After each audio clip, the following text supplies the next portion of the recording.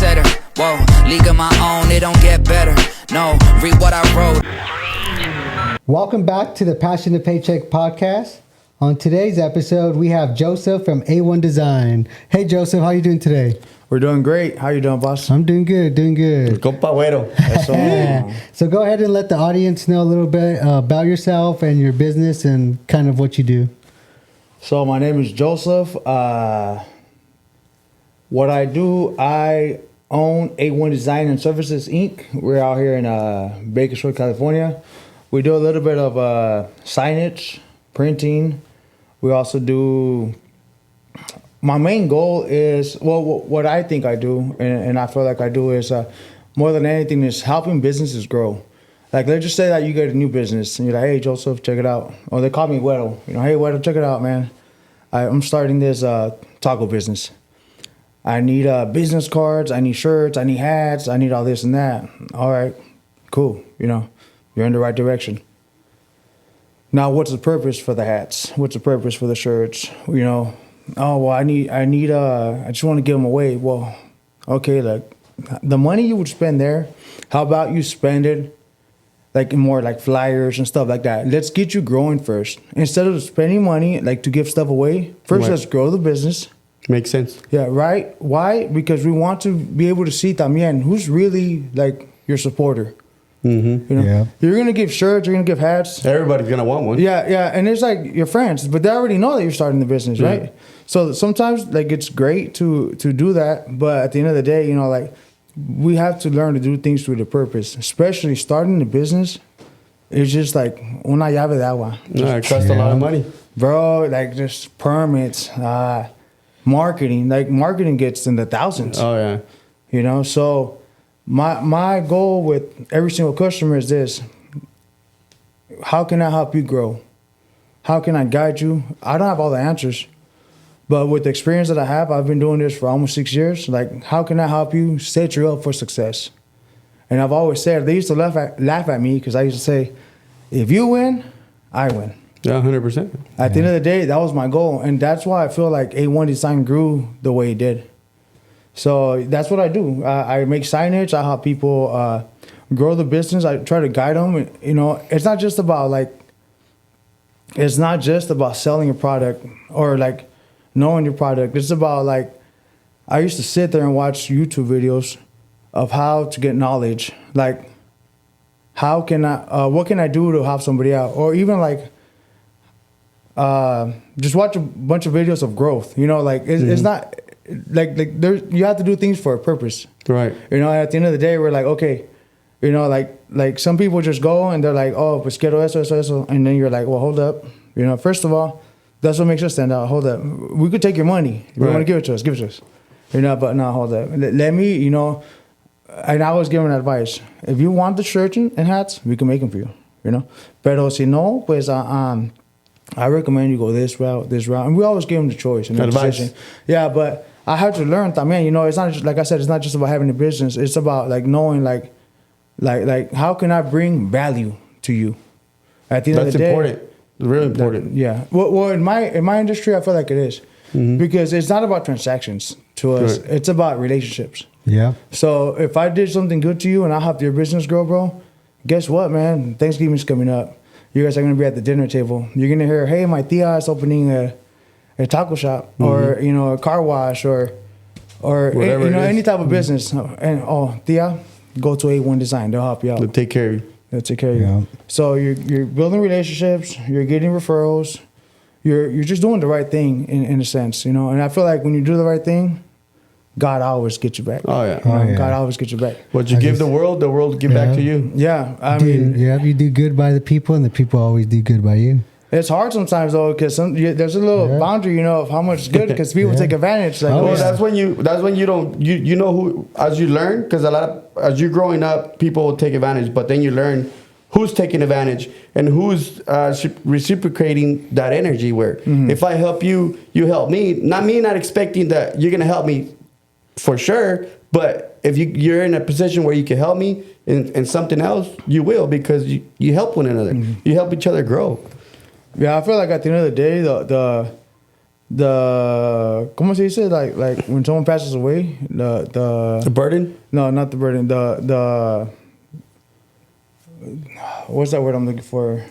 Like what you leave behind, like the people know. Oh yeah, the legacy. The legacy, okay. Yeah. So the legacy that I'm trying to leave behind is that like, can we cuss? Yeah. I was that motherfucker, you know. I was that motherfucker that lit up a fire in people. Yeah. I was that motherfucker that, you know, made people think outside the box. That's right. And, you know, I was that motherfucker that really made a drastic change in people's lives. Yeah. You being remembered by doing that. Yeah. And I want them to tell my kids, like, hey, tu papá, Yeah. you know, because of your dad, Solid, because of this guy, because of this guy.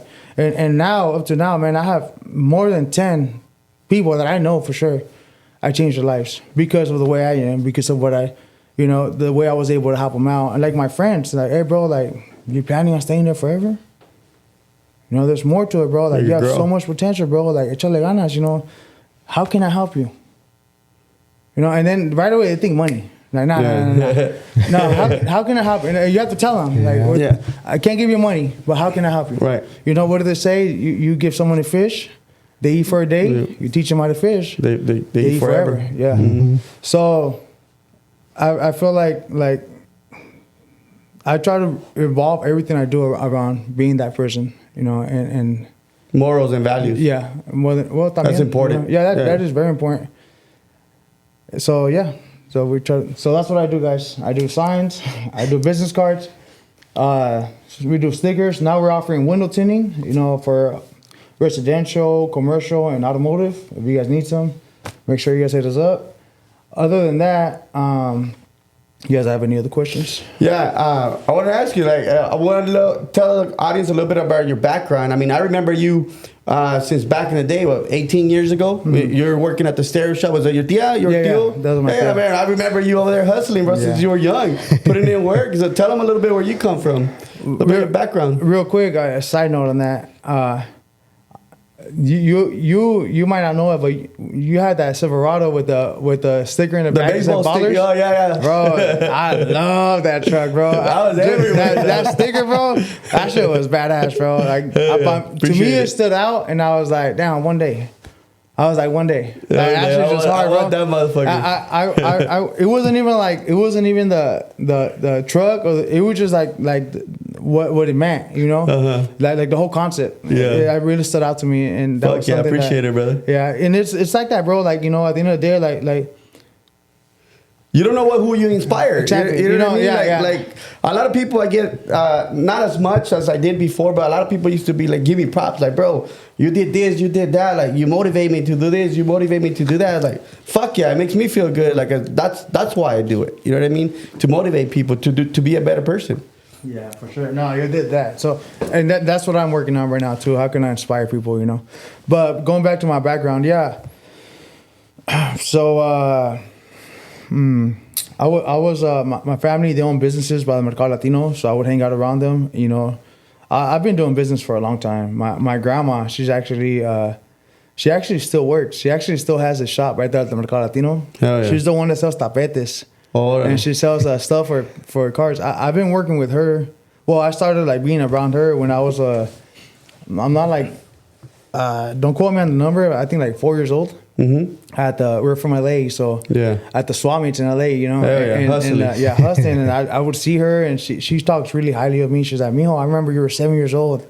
You used to like work. Le cobrabas a los clientes, me ayudabas a atenderlos. You know, you were always very movido, you know, and I didn't even notice it. You know, it was just natural. You grew up in it.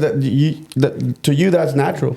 Bro, we would be around the shop. I would make like $30 a day, but it wasn't even like even when you met me, like $30 a day, like $80 a day, like that wasn't, it wasn't the money to me. It was just a lifestyle, you know, like, but until I realized that I wasn't gonna I started growing up and I started seeing how enslaved they were to the business, like 7 days a week, bro. Yeah. I'm talking about like, no grinding, Christmas, nothing. Yeah, I remember. Yeah. And then I'm like, well, what are they grinding for?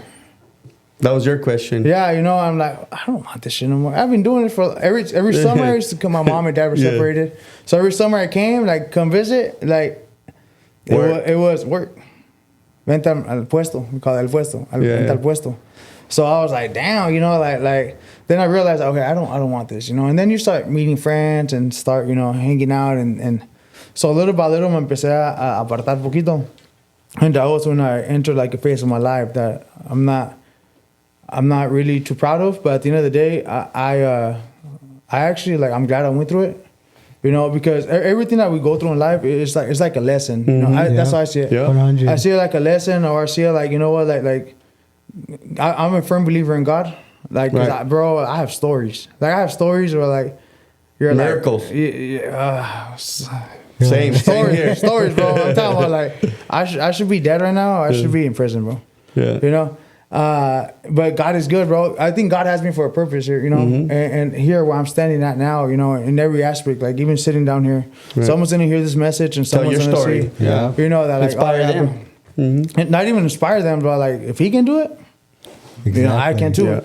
I tell people, bro, like I just got tired of inspiring people, bro. To be honest, like I love it, but at the same time, I got tired of inspiring. Like when you inspire the wrong people, like you're just like, I man, feel I'm just that. wasting my voice.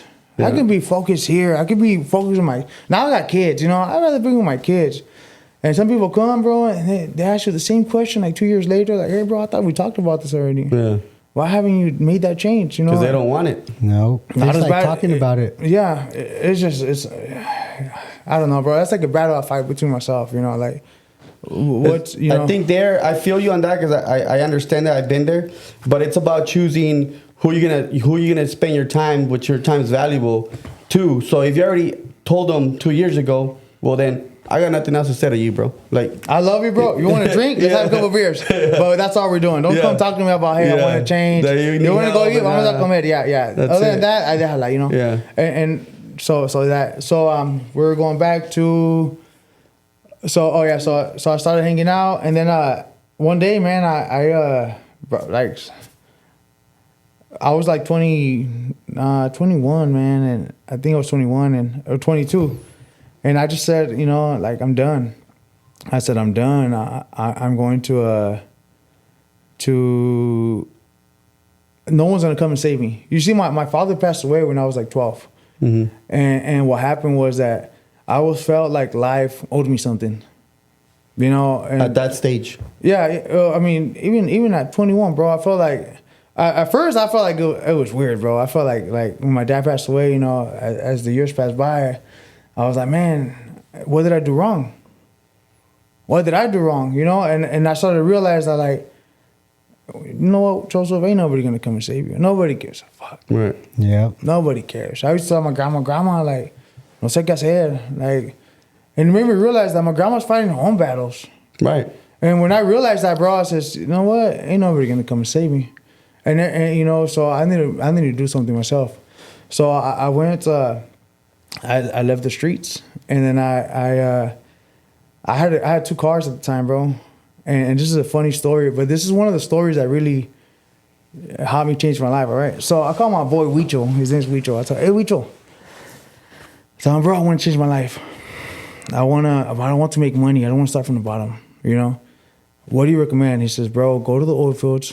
If you get your Class A, you'll start good. All right. So, bro, this is a story I haven't touched in a long time. But I go down Union, carnal. I go down Union, and I'm stopping at every freaking school training, right? Mm-hmm. And I'm stopping and I'm telling them, hey, bro, how much you guys charge for the you know, the school? And then they're like, oh, $1,350, $1,800, you know. And then when they would give me the price, I would tell them, look, I don't have no money, but I have this car. It was a Toyota Celica. It was like a 1990, bro. And mind you, bro, I was like low. I was like rock bottom, you know. I just had 2 cars. I had like I didn't even have money to eat, bro. Yeah. Like it was tough. Rough. Yeah. But you know, you just like, you don't go ask people for favors. You know? You figure it out. You figure out. Yeah. Mm-hmm. So everybody told me no, bro. And you know what? Like, that was when I got really close to God. And then I remember just hanging out, bro. And one day I get a phone call, one of those Indios, and then they're like, hey, are you still interested in the school? And I says, yeah, who's this? And then he's like, oh, we're from, I forgot what the school was called. Ya está cerrada. But he's like, I have a student that needs a car. If you want, he says he'll pay for your school and you come and do the school. Up. Te lo juro, bro. I freaking lo lavé. Lo lavé, bro. Watched it, bro. Freaking smashed down Union, right? We got it. I showed up, bro. And God is good, bro. Let me tell you why. This is a quick. You can call it ¿cómo se llama? When they call it like, oh, it was a coincidence. Right. You can call it whatever. You guys can call it whatever you want. But let me tell you this story, right? So I get there, and then un indio, you know, and then he's looking at the car, and then I was like, you like it? He's like, yeah, let's try it out. So la escuela costaba like $1,300, right?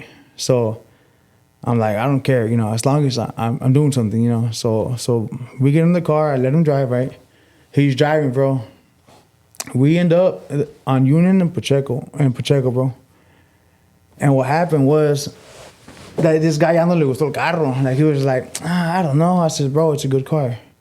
Mind you, it was a really good car because back then no tenía mucho dinero, so I had let it like go with no aceite like twice. Yeah. And it was still working, bro. You know, so it was a really good car. Yeah. It was fucking reliable. It was a really good car. So we're at the light, bro, and check it out. And you know, right before we get to a light, he's like, I don't know. I says, try it out, bro. You're gonna like it, right? We're at the light, bro. He across from us, so we're gonna flip a U, and there's a car turning right, bro. It was a Toyota Celica, white, right? Somebody was test driving from the dealer, querían like $5,000 for it. I says, look how much you want for that one. It's the same car, bro.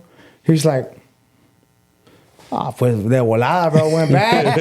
He was like, I want it. I was like, now you want it. Hey, but what a coincidence, bro. Yeah. We could have gone any other way, Right. To see the exact same car for that price. Car. Yeah, bro. That's crazy. The same car with the sticker price, you know? Yeah. I was just like, wow, you know. So we go, bro. And yeah, you know. I ended up freaking getting the he paid for it, you know. He paid for it, yeah. So I started studying, you know, did my thing, started studying.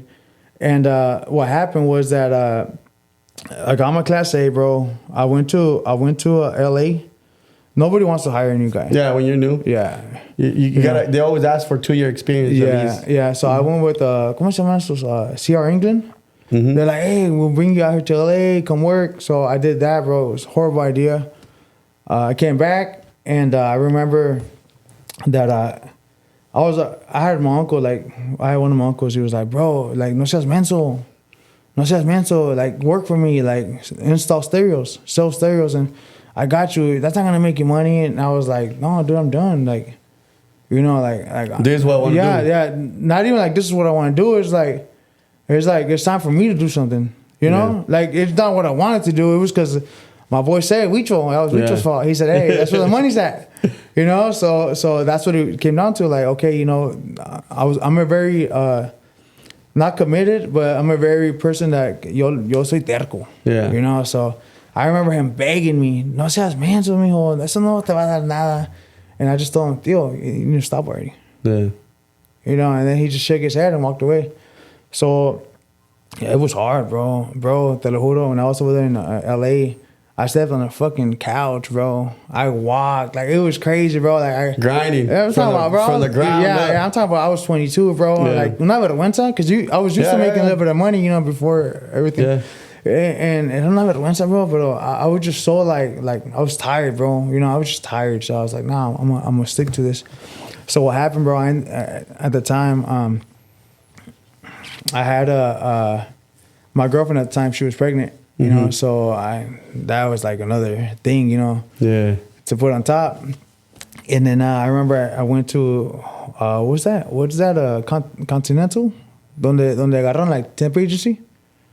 Oh, yeah, temp agency. Yeah. I went to a temp agency, bro. And what happened was that I ended up going there and for like 2 weeks, 3 weeks straight, bro. Trying to get a job? Yeah, trying to get a job.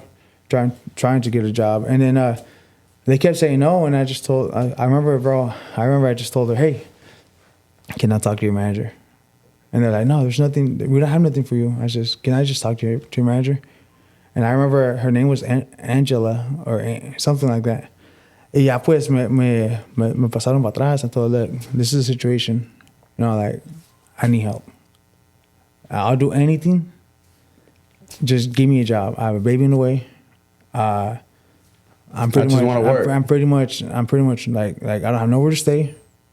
You know, I'm like to my last. I don't think nada. You know, like, and she was like, "I'm sorry, there's nothing." I said, "There's nothing." Nope. I remember walking away, and she was like, "Hold up. Well, there's this. I have this opening.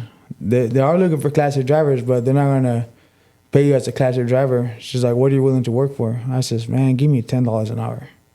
I just wanted someone to give me the opportunity, you know. Right. She was like, "I'm gonna give you 12." I says, "Okay, run it."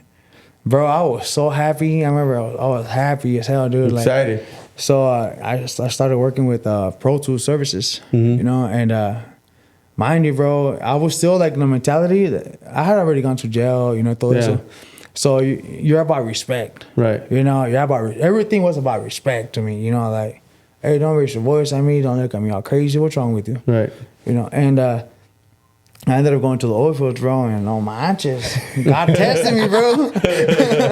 God tested me, bro. You had to be humble. Yeah. Oil fields are different. Yeah, I had to bite my tongue, bro, and I swear to God, like I almost put my job on the line a lot of times. Like, me valía madre, you know, like big, small, like fool, like don't disrespect me, dog, you know. It was a different mentality, you know. Of course, I'm talking about like I was 23. Yeah. So, and I just kept remembering my why.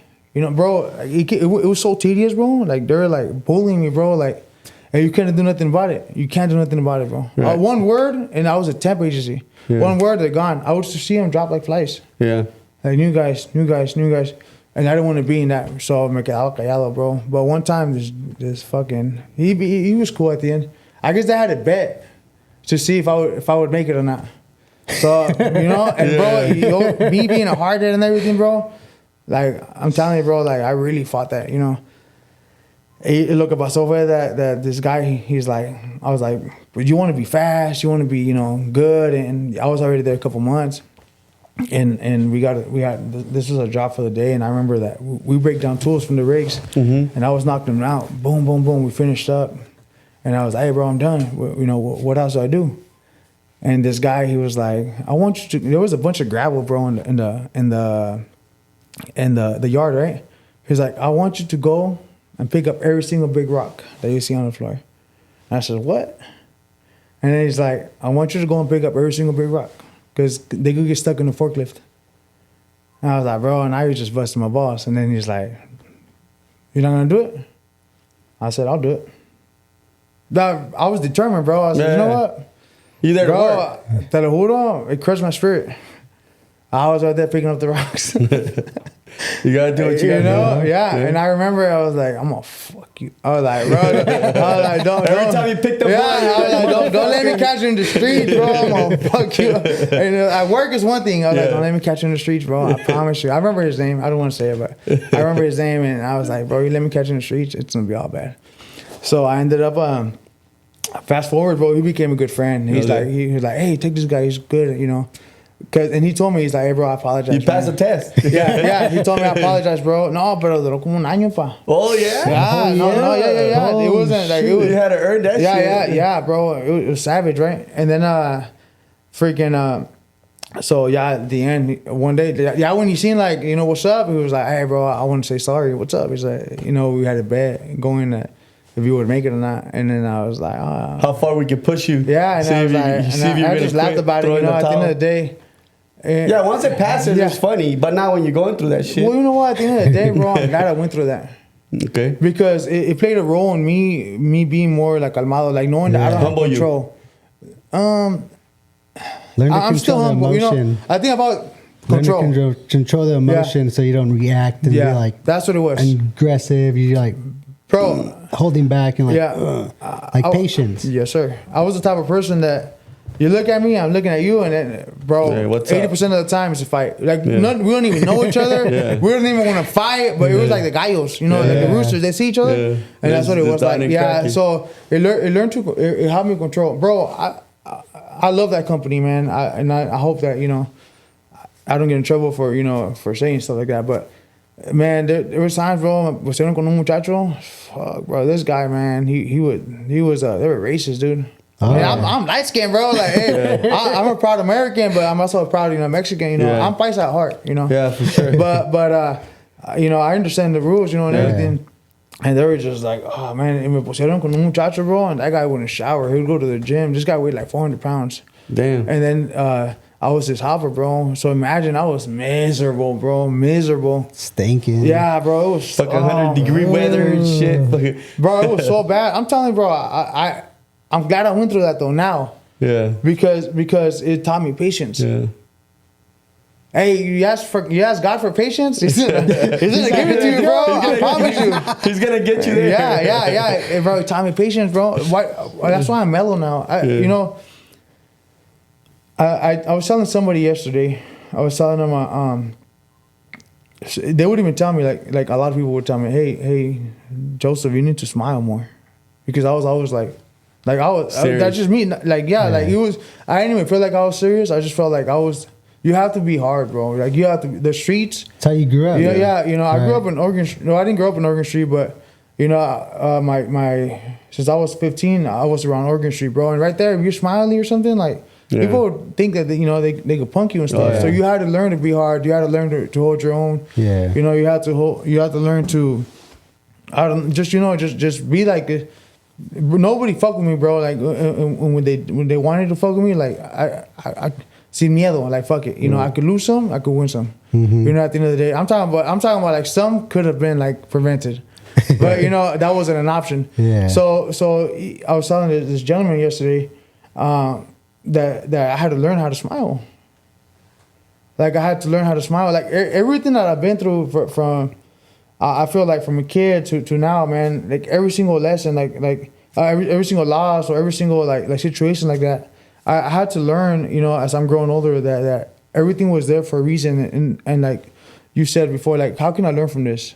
Right. You know what lesson is I take it to God. Teach me. You know, God, bro. That's to get you to the next level. Yeah, si te digo unas cosas, bro, like you're gonna be like, damn, bro, you're crazy. I aguantado unas, you know. Yeah. And like going back to what I was telling this gentleman, I was telling him, you know, it's good. Like I love to feel, you know, make people feel happy, and I like to be this smiling guy now.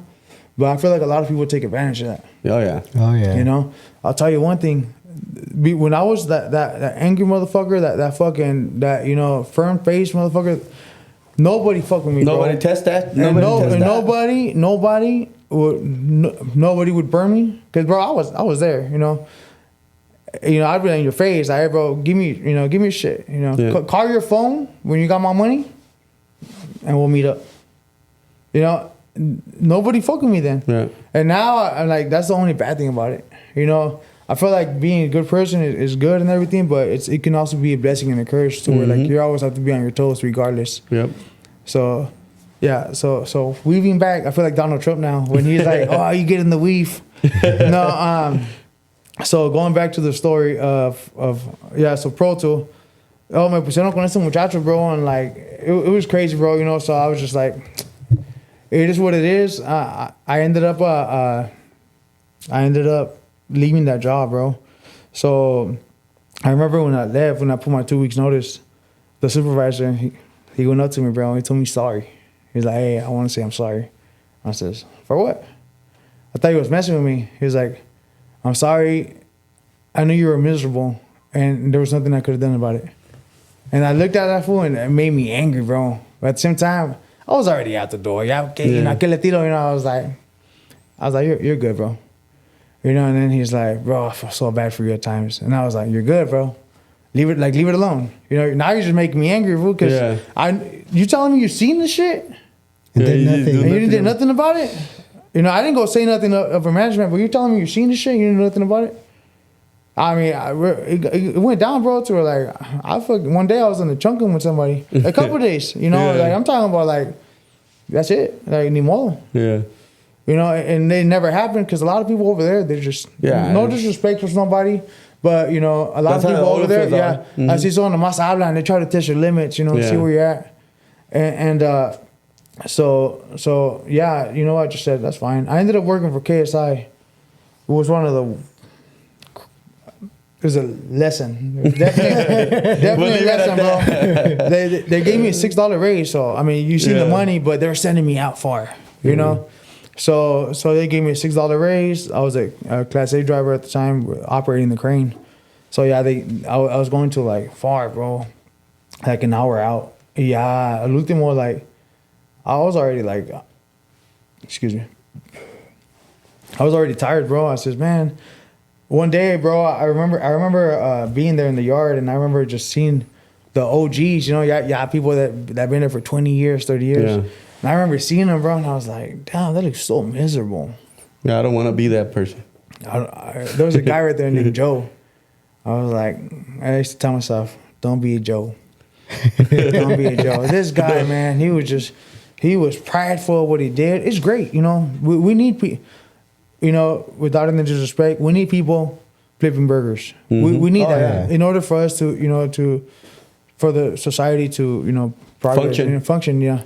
So that's great for him, you know, but I was like, I knew I was made for something more than that. Yeah. So I remember, bro, like I used to always listen to Les Brown, Dr. Eric Thomas. Oh yeah, those freaking ones. yeah. Positive shit. Heard all those Yeah, ones. They bro. help. It's crazy how much they help. Oh yeah, bro. Remember, I'm driving. So the whole time I'm driving, Jim Rohn, the whole time I'm driving, they're on my speakers. One time we had a little meeting. We were just hanging out like with the crew that I was with, and they were making fun of me. And I remember that I told them, look, they're like, bro, why you listen to that bullshit? Like, and then they were laughing at the guy because I would make him listen to it, you know. And then he's like, yeah, I don't know why he does. I says, look, bro, I says, every single message might not, you know, give me something, but if I can take something from every single message, I'm gonna take it. Right. I told him, look, I know it's working, bro, because I see the difference in me. I know what I want. I don't want to be here forever. I said, bro, 5 years are gonna pass by. If I don't do something about it, we're gonna be sitting here again. Yep. Talking about it. That's not me.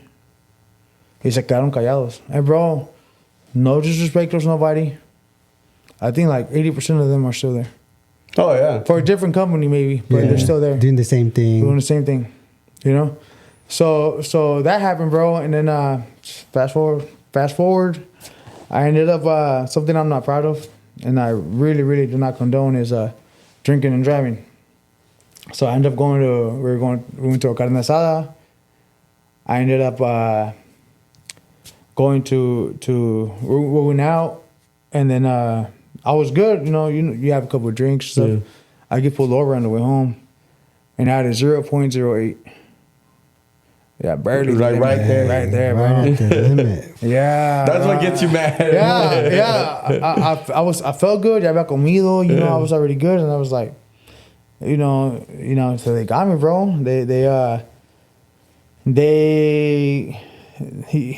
was gonna fight with the officer. Yeah. I told him, bro, like you followed me for a long time. I told him, like he followed me for a long time, like minutes. Like yeah. I told him, you know I'm good. yeah. I was like, you know I'm good, bro. And then he was like, nah. He was like, yeah, but I have my camera on me.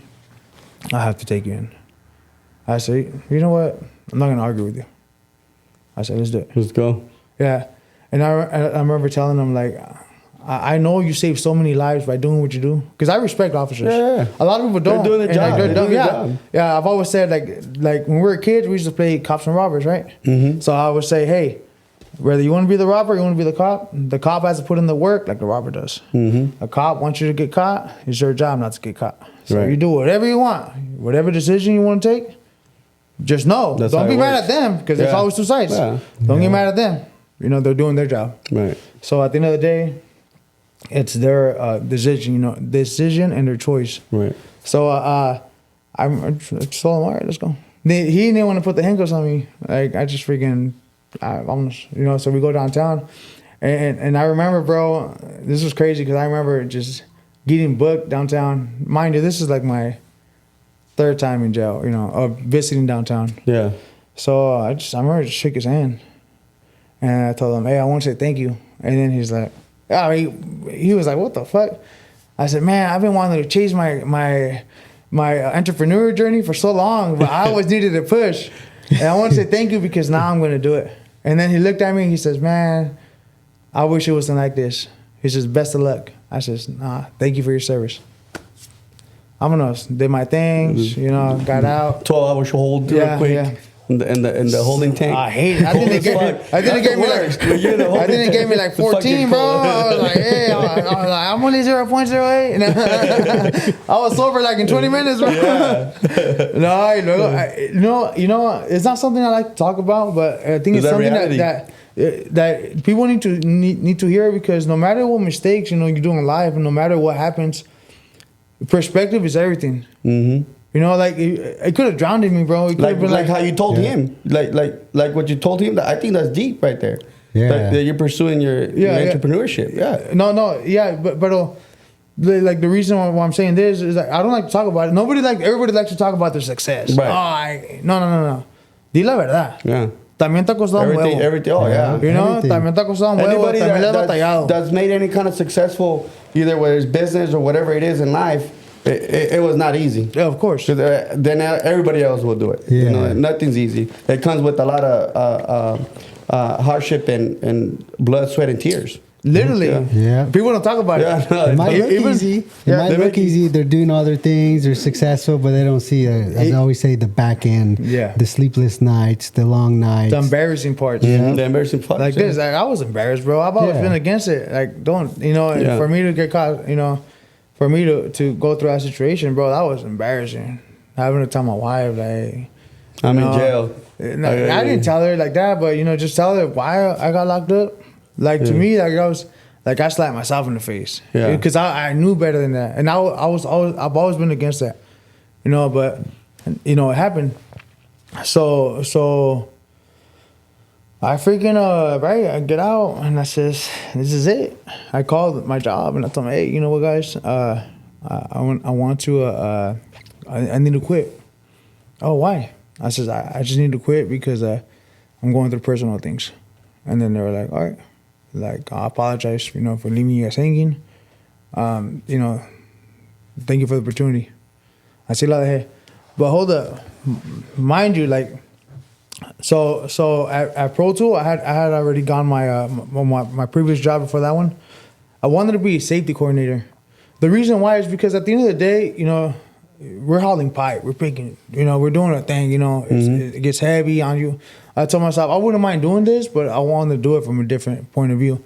So I always seen I didn't realize how much they work, but they actually you see it from the outside. They're like, no, safety, no hace nada. Yeah. They don't do nothing. So I was like, I want to hop out the company. I have moved around so much that I already knew, what's up. Kind of how it worked. A little bit of everything. Enough of everything. Yeah. So I went and I put myself through one of the schools. It's down around here somewhere. And I ended up getting my certs. But cuando the opportunity came up, I guess I didn't make the cut. And I'm glad I didn't. For what reason? I think maybe I wasn't able to, like I said, I have speaking problems. It's something that I had to work on, of course. Like maybe I talk too fast, or maybe I have an accent, or something happened that they see me and I heard they laughed when I walked away. Like I heard they laughed. That's why I quit. Yeah. That's why I quit. So I started applying for jobs, right? Well, when that company called me, they were like, hey, we see that you also have your crane certs. Do you mind driving a crane?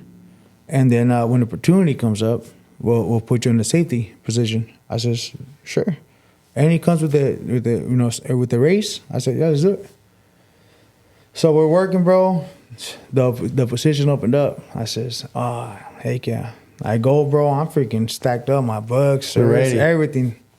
Boom, bro. They gave it to somebody else. I told the gentleman, I told him, I was supposed to be here for this position. I'm just driving the crane. Temporary. Meanwhile, the position opened up, and the gentleman said, "It's not a good business decision. It's not a good business decision for me to move you from there. You're really good at what you do, so I just have to keep you there." And then I was like, "You're a businessman?" He's like, "Yes."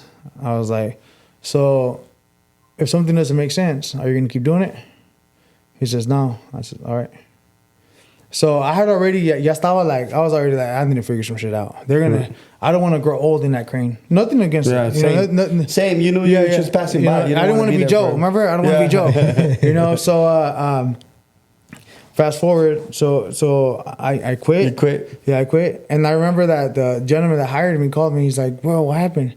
I says, "Oh, I messed up. You know, I got in trouble." He says, "Bro, me hubieras llamado, I would have put a driver for you, and you would have just operated the crane at the job sites." I laughed, and I says, "Man, that would have been cool. But you know what? Now you have a driver, and I'm just chilling, and I just get to my job site, and I just do my thing. You know, it would have been cool, but I was like, it was already too late, and I says, you know what, bro, I appreciate you. I pa la otra." So boom, fast forward. I remember I called one of my buddies. I told him, "Hey, bro, I had to talk to him about it." I told him, "Hey, estoy listo para hacer el negocio." I was like, "Dime lo que tengo que hacer." He speaks Spanish. "Tell me what I have to do." And then he was like, "You have to go to get a permit. When you get a permit, come and talk to me." I said, "All right." Bro, got in my car, got the permit, called him. "Where you at?" "Oh, I'm still here." "All right, got the permit already." He's like, "Ay, wait, tan rápido?" I said, I had a kid, bro. Yeah, you know, I had a kid. I gotta keep moving. Yeah, I was like, yeah. And then I was like, "What's next?" He says, "Well, open up accounts in this and this and this company, and let's go ahead and, start buying material, start, getting you with the suppliers and stuff." Y ya pues, así empezó A1 Design. You know, I remember I was going to Vegas with my wife. And that was what, 6 years ago? That was 2019. 2019. So I still have the logos that I was creating on my phone, you know. Nice. So I was going to Vegas with my wife, and I remember A1 Design because somebody once said that A1 put you on your contact list. It always put you up in the front. You're either one of the first numbers or the first numbers on your yeah. So I wanted to make it, people every time they open their in my head, right? Every time they open their contact list, I wanted they have to see me. Yeah. So that's what we called it, A1 Design. And I remember from there, bro, my uncle, he's like, "Hey, pues te rento aquí en la esquinita." It was like a little closet, bro. It was like, it was small. And then I just started bro, I had no other choice, Grind. So we started grinding. We started just working. Then my other uncle called me. He said, "Hey, where I really grew at, He's like, "Hey, I got a spot for you if you want." And I said, "All right, cool." I remember showing up, bro, and I'm very thankful for him. Like, very thankful for him. I remember showing up, and then he's like, "Pues la mera verdad, to be honest with you," he said, "it's just this parking space. It's this parking space. You got to figure out, how you're going to do it." And I said, I remember I was laughing, but he's like, "Look, just give me $400. I says, "All right." So I remember I was thinking, I was like, man, I could build an office, I can build an office, or I can, what can I do? So I remember like somebody on, I don't know if it was Instagram or I remember like being in LA or something like that. I seen there was an actual office inside a container for a lawyer. Mm-hmm. Oh, that's kind of cool. Yeah. Am I talking too much? Because I feel no, I feel like I'm the only one talking.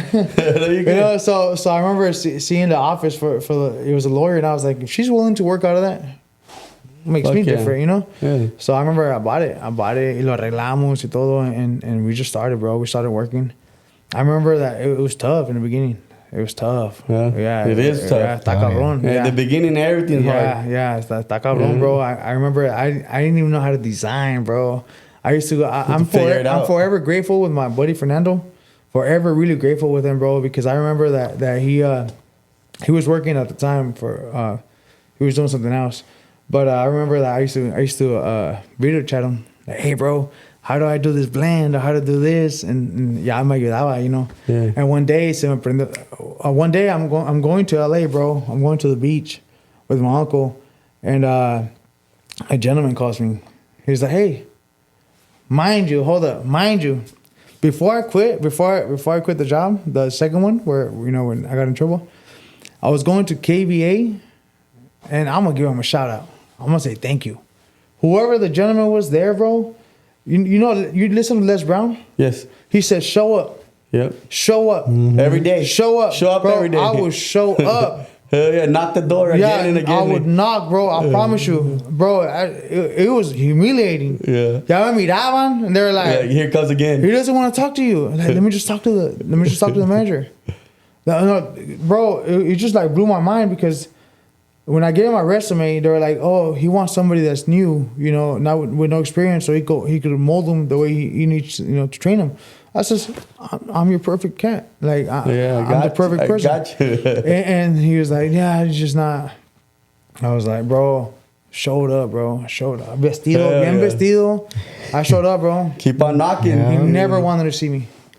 And I knew he was there. I was like, I almost was like a baby daddy, a baby mama. Hey, I know you're back there. I know you're back there. Yeah, bro. It was humiliating, bro. You know, and it just, you know, I remember Les Brown. Persistent. Like, yeah. I remember Les Brown just saying, "Show up, just keep showing up," and that's what I was doing. Y pues,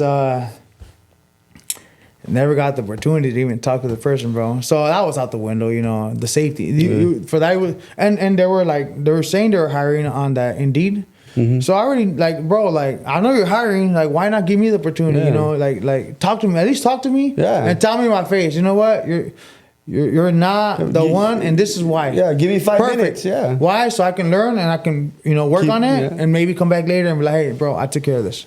You know. But now that you know, so shout out to the KBA guy. If you're watching this, I hope you are. I want to say thank you. And fuck it. No, I'm like, I want to say thank you, you know, for the life lesson, because that's what it was. And that's what I tell people. Being persistent is good, but you have to know where to be persistent. Yeah. No seas, I could say tercos. Remember I told you I'm terco. But I learned that you can't be a terco in every situation. Yeah. Sometimes God's like, hey, wait, ya te dije. Yeah. How many more ways do you want? Yeah. How many more ways do you want to know? I'm telling you. You know, so you know, it's just something that you have to figure out on your own, you know, when to be persistent. So or not. Is he the guy that called you when you were on the way to LA? No. So I'm driving to LA, bro, and my uncle and this gentleman called me. I got referred to by a friend. And he's like, hey, I heard you're looking for a safety job. I said, yeah. I said, yes, I was. And then he's like, check it out. I have an opening. I said, all right.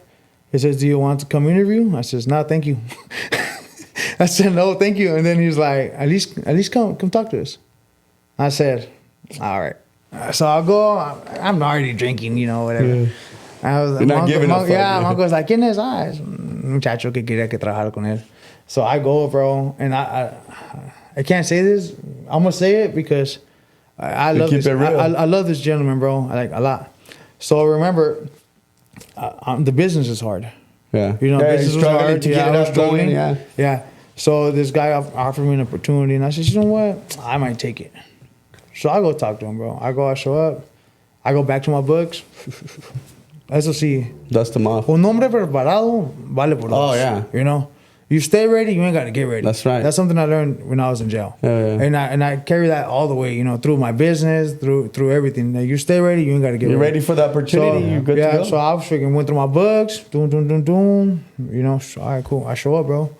And I said, I remember it was like this. I didn't, you know, when you don't need something, te vale madre si fallas. So I was confident, bro. And he might watch this because he's one of my good friends now. I respect him a lot. So I remember that you know, it was intimidating a little bit, you know, but I was like, que pierdo, I don't need it. You know, if I get it, great. If I don't, I don't. I remember that we're talking, boom, boom, boom. And he's like, well, what's up? You know, what do you know? It was something around those lines. And I was like, look, I can start with this. I can do this. I can do this. Get the drivers doing this. It was for a trucking company. Get the drivers doing this. I know. I have my Class A, so I know what they deal with. Yeah. And I know that I can relate to them. And they can trust that I'm saying the right thing because they know that I can get in the truck, you know, and do my thing too. And then he was like, all right. So I remember that they told me that they're like, all right, pues, you know, the whole interview went, shook their hands, and I took off. And I remember he called me. He's like, hey, you know, we really like you. Would you be willing to come back for another interview? And I was like, sure. You know, I was like, yeah, sure. And I remember just being there, and they were like, hey, pues, you know, what's good? And I told myself, I'll work. And this is the story I didn't want to tell. I told myself, I'll work for $18 an hour. You know, I'll start over. I know what it takes, you know, to start over. I know what time it is, you know. So I was like, I'll start over. And then I remember that, you know, we talked, and I was like, well, you didn't say how much you're going to pay me. So how much are you going to pay me? And then he's like, I can start you at $20 an hour. And in my head, I was like, bro, I was like, oh, hey, yeah, let's go. I remember telling him, I guess that's okay for right now. And then he was like, no, bro. Well, you know, once you start building, we'll give you a raise, this and that. I was like, all right. And I remember going home, and I remember just, don't get mad at me, bro. You know, because of that, you know. But I remember just going home and just I told my wife, I'm gonna start working. And at that time, I was already using Fernando, you know, to help me out. So I remember that I told Fernando, he went to go visit me at the shop. And I spoke to him. I told him, look, Fernando, I think I was like 2, 3, or 5 months in. I'm not sure, right? Yeah, beginning. Yeah, but I remember telling him, look, Fernando, I got this opportunity, bro, to work. And I love Fernando for this. I was like, I got this opportunity to work, bro. They're going to pay me $800 a week. I was like, how much are you winning right now where you're at? He's just, I'm winning like $460. I says, look, bro, if you're willing to take a cut, I'll give you half of whatever I make. Or, you know, $400 for 50, sure. 50. Say no, out of my check. 50 out of the check. Yeah, you know, and then, you know, if you help me out, bro. But I told him the whole story. I told him, look, bro, this is not going to be something that we're going to come and we're going to open and close. This is not something that you're going to come and just have customers out. This is something that we're going to build, you know. And he said, I said, I know you need to change your life, bro. I met him in Oilfields in the first company. And he got the lower end of his stick, you know, of situation. So they had to let him go. And I remember just hanging out with him. He was always a hard worker. He was always, you know, he respondía. Yeah. You know, he was my helper. Solid. Yeah, so I told him, one day I'm going to open up a business, bro, and I'm going to hire you. And then, so the opportunity came up, and I remember that he said, I was like, look, bro, think about it. If you show up Monday, I think it was, if you show up Monday, bro, it's because you want to change in your life. And I remember, bro, that I was working. I no le había dicho que sí todavía el trabajo. I told him I was going to think about it. Because I can't just leave the business. I had invested like over 15 grand, bro. Yeah. You know? So it's not just like walk away. So I remember that he showed up. And I remember I just smiled and I says, I remember I told him, so you want that change, huh? Yeah. And then he was like, yeah, it's time. I said, let's get it. I still have a photo, bro, of me and him where I shook his hand. Somebody took a photo where I says, welcome our newest team member, you know. And yeah, see, bro, así fue. Like, we freaking just like started, so I started working. I told him, hey, I'll take the job. And yeah, that's how we started, bro. You know, they gave me the job and he was doing A1. And we were just, on the weekends, I was working like heavy, bro. Oh, yeah. I was working heavy. 2 Long jobs. hours, yeah. Yeah, 2 jobs. Like I said, I'm forever grateful with the company that helped me out. They're Mendoza Trans Inc. They were a big help for me, bro. They really opened doors and the gentleman, he taught me, you know, how to be a leader. Not be a leader, but he taught me how to make decisions as a leader and how to make decisions in the broader pensando en lo grande, you know, not just thinking about the situation in front of you, you know, looking at the long term, not really long term, but like in the broader aspect. Yeah, broader aspect. Yeah, like you know, it's not just about this driver is having problems getting off and on because he's overweight. You know, we're not gonna go over there and put a new, you know, freaking extra step on every truck. Right. You know, we just gotta talk to him like, hey, bro, You gotta lose some weight. yeah, you know, you gotta take care of yourself, man. You know, I'm trying to say like before I was like that, like try to find a solution quick. He got me thinking, you know, like, is this really, you know, the route we want to go, or is this really the best solution? Solution. You know, so when that happened, bro, so we were going, and I told myself, I'm gonna stay until I can make until I make what I make in a week over there, in a month at the business. Yeah, in a month over there, until I can make it in 2 weeks. And I remember my friend Albert Marquez from Marquez Fits. He was telling me, yeah, my boy. yeah, he's bad. he's cool, bro. I remember telling him, he's like, compa, you're not gonna get too far, bro. You have to run your own business. You have to show up. You have to be there, bro. It's not gonna be the same. And I remember, like, he would tell me that all the time. To where, like, now I'm just like, man, bro, like, I didn't want to leave the company. Really, I loved it, bro. You know, I was a leader there.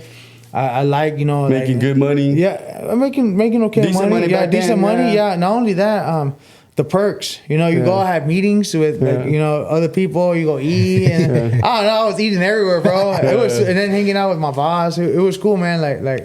I was comfortable. You know. Yeah. But you were not spending the 110% that you needed to grow your business. That's what Albert was kind of wanting to tell you. Yeah, he was kind of telling me like, bro, this. And he told me once, and that's when he planted the seed. He's like, bro, the energy you're putting for this company.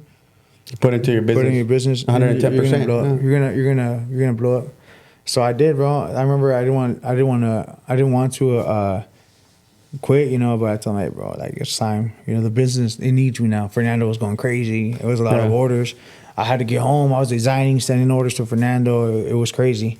So we ended up, I ended up, you know, showing up to work. And yeah, sí le pegamos, bro. We handled it.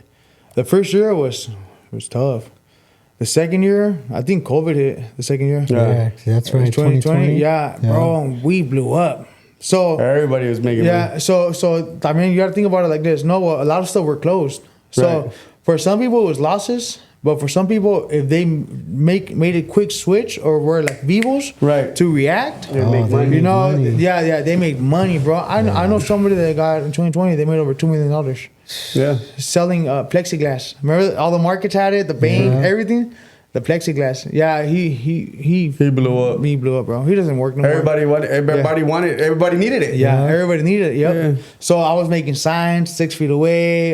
You know, wear a mask. I was just selling those like crazy. Like hotcakes. Yeah. Every shop needed them pretty much. Yeah. They needed them. Yeah. So we ended up blowing up low key, but I've always had a rule, you know. So going back. A lot of people don't know this about me.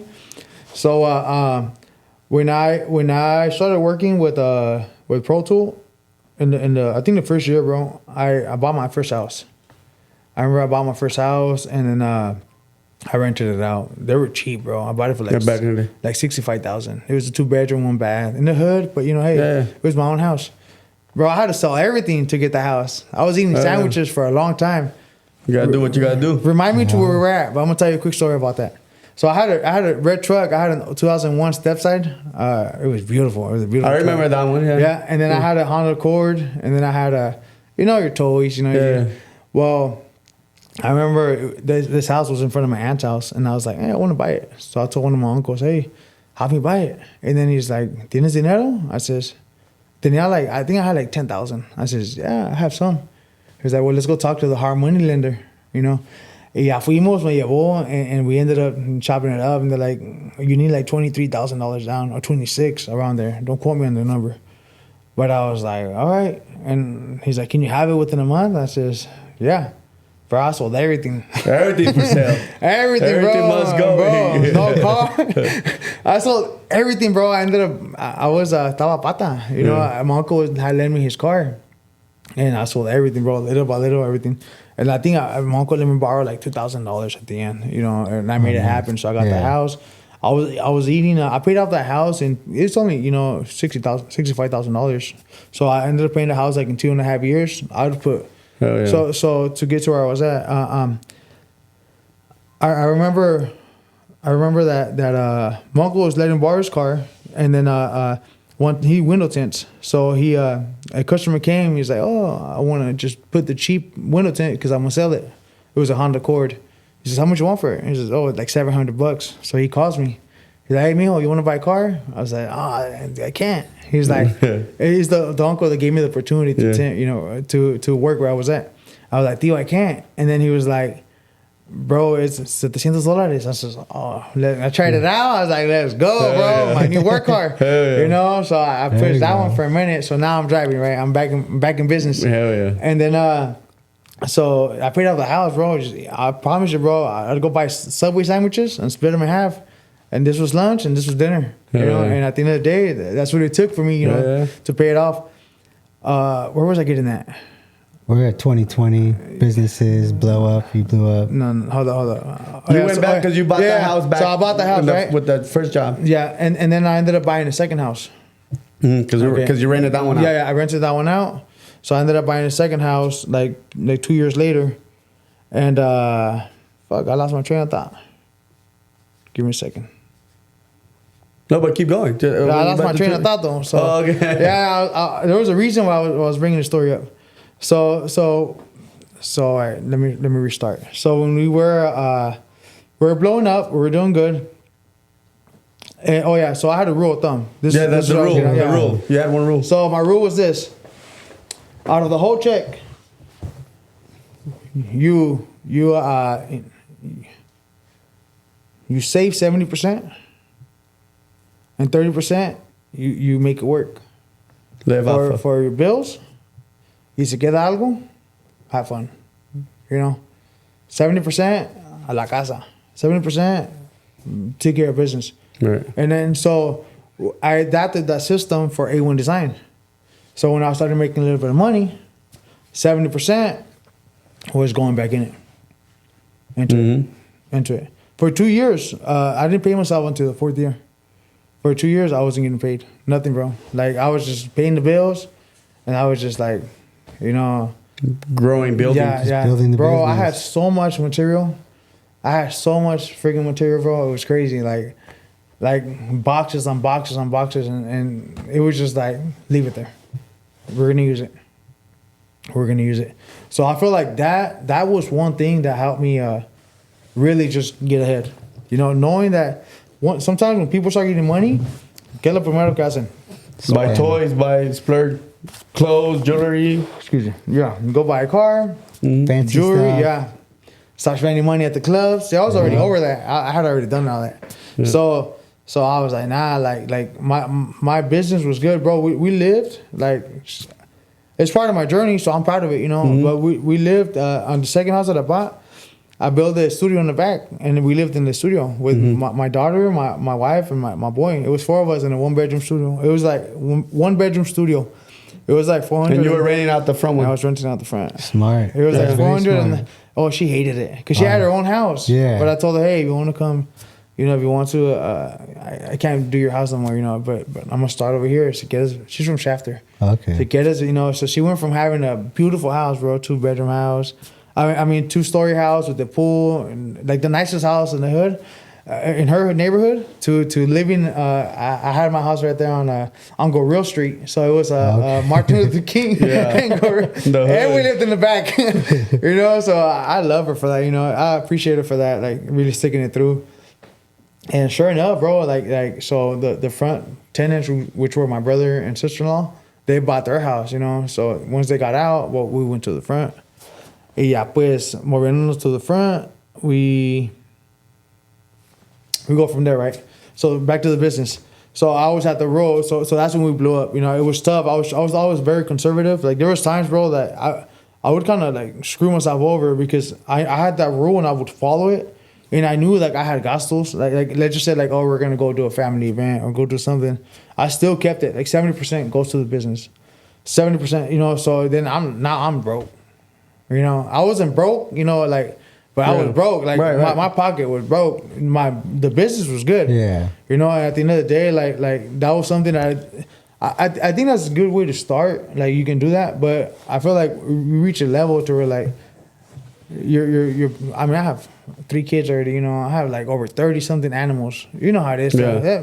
They eat. Oh yeah, money. Yeah, they eat, bro. Yeah, and then my responsibility right now is really high where I can't do that rule no more. But for those of you guys that are starting now, want to start a business or want to even make a change like that when it comes to finances, that's something I recommend. Even when you're like, if you have a new business, let's just say you're selling shirts, you're selling shoes, whatever you want to do, make sure that you use. It's so important for you to use that capital, the earnings, in a good way. Because it's easy, bro. Like, oh, let's go to Monopoly. Let's go here. Let's go there. Let's go to Mercado Latino. Let's buy this. Yeah, let's buy it's that. so easy. But if you discipline yourself, I think a lot has to do with discipline. If you discipline yourself to that's your game plan. Like make a game plan. Hey, this is I don't care if it's the biggest party, Halloween party in the year. If I don't have the money for it, I'm not gonna dip into my savings. This is my money for my business, you know, and I think that's what it takes.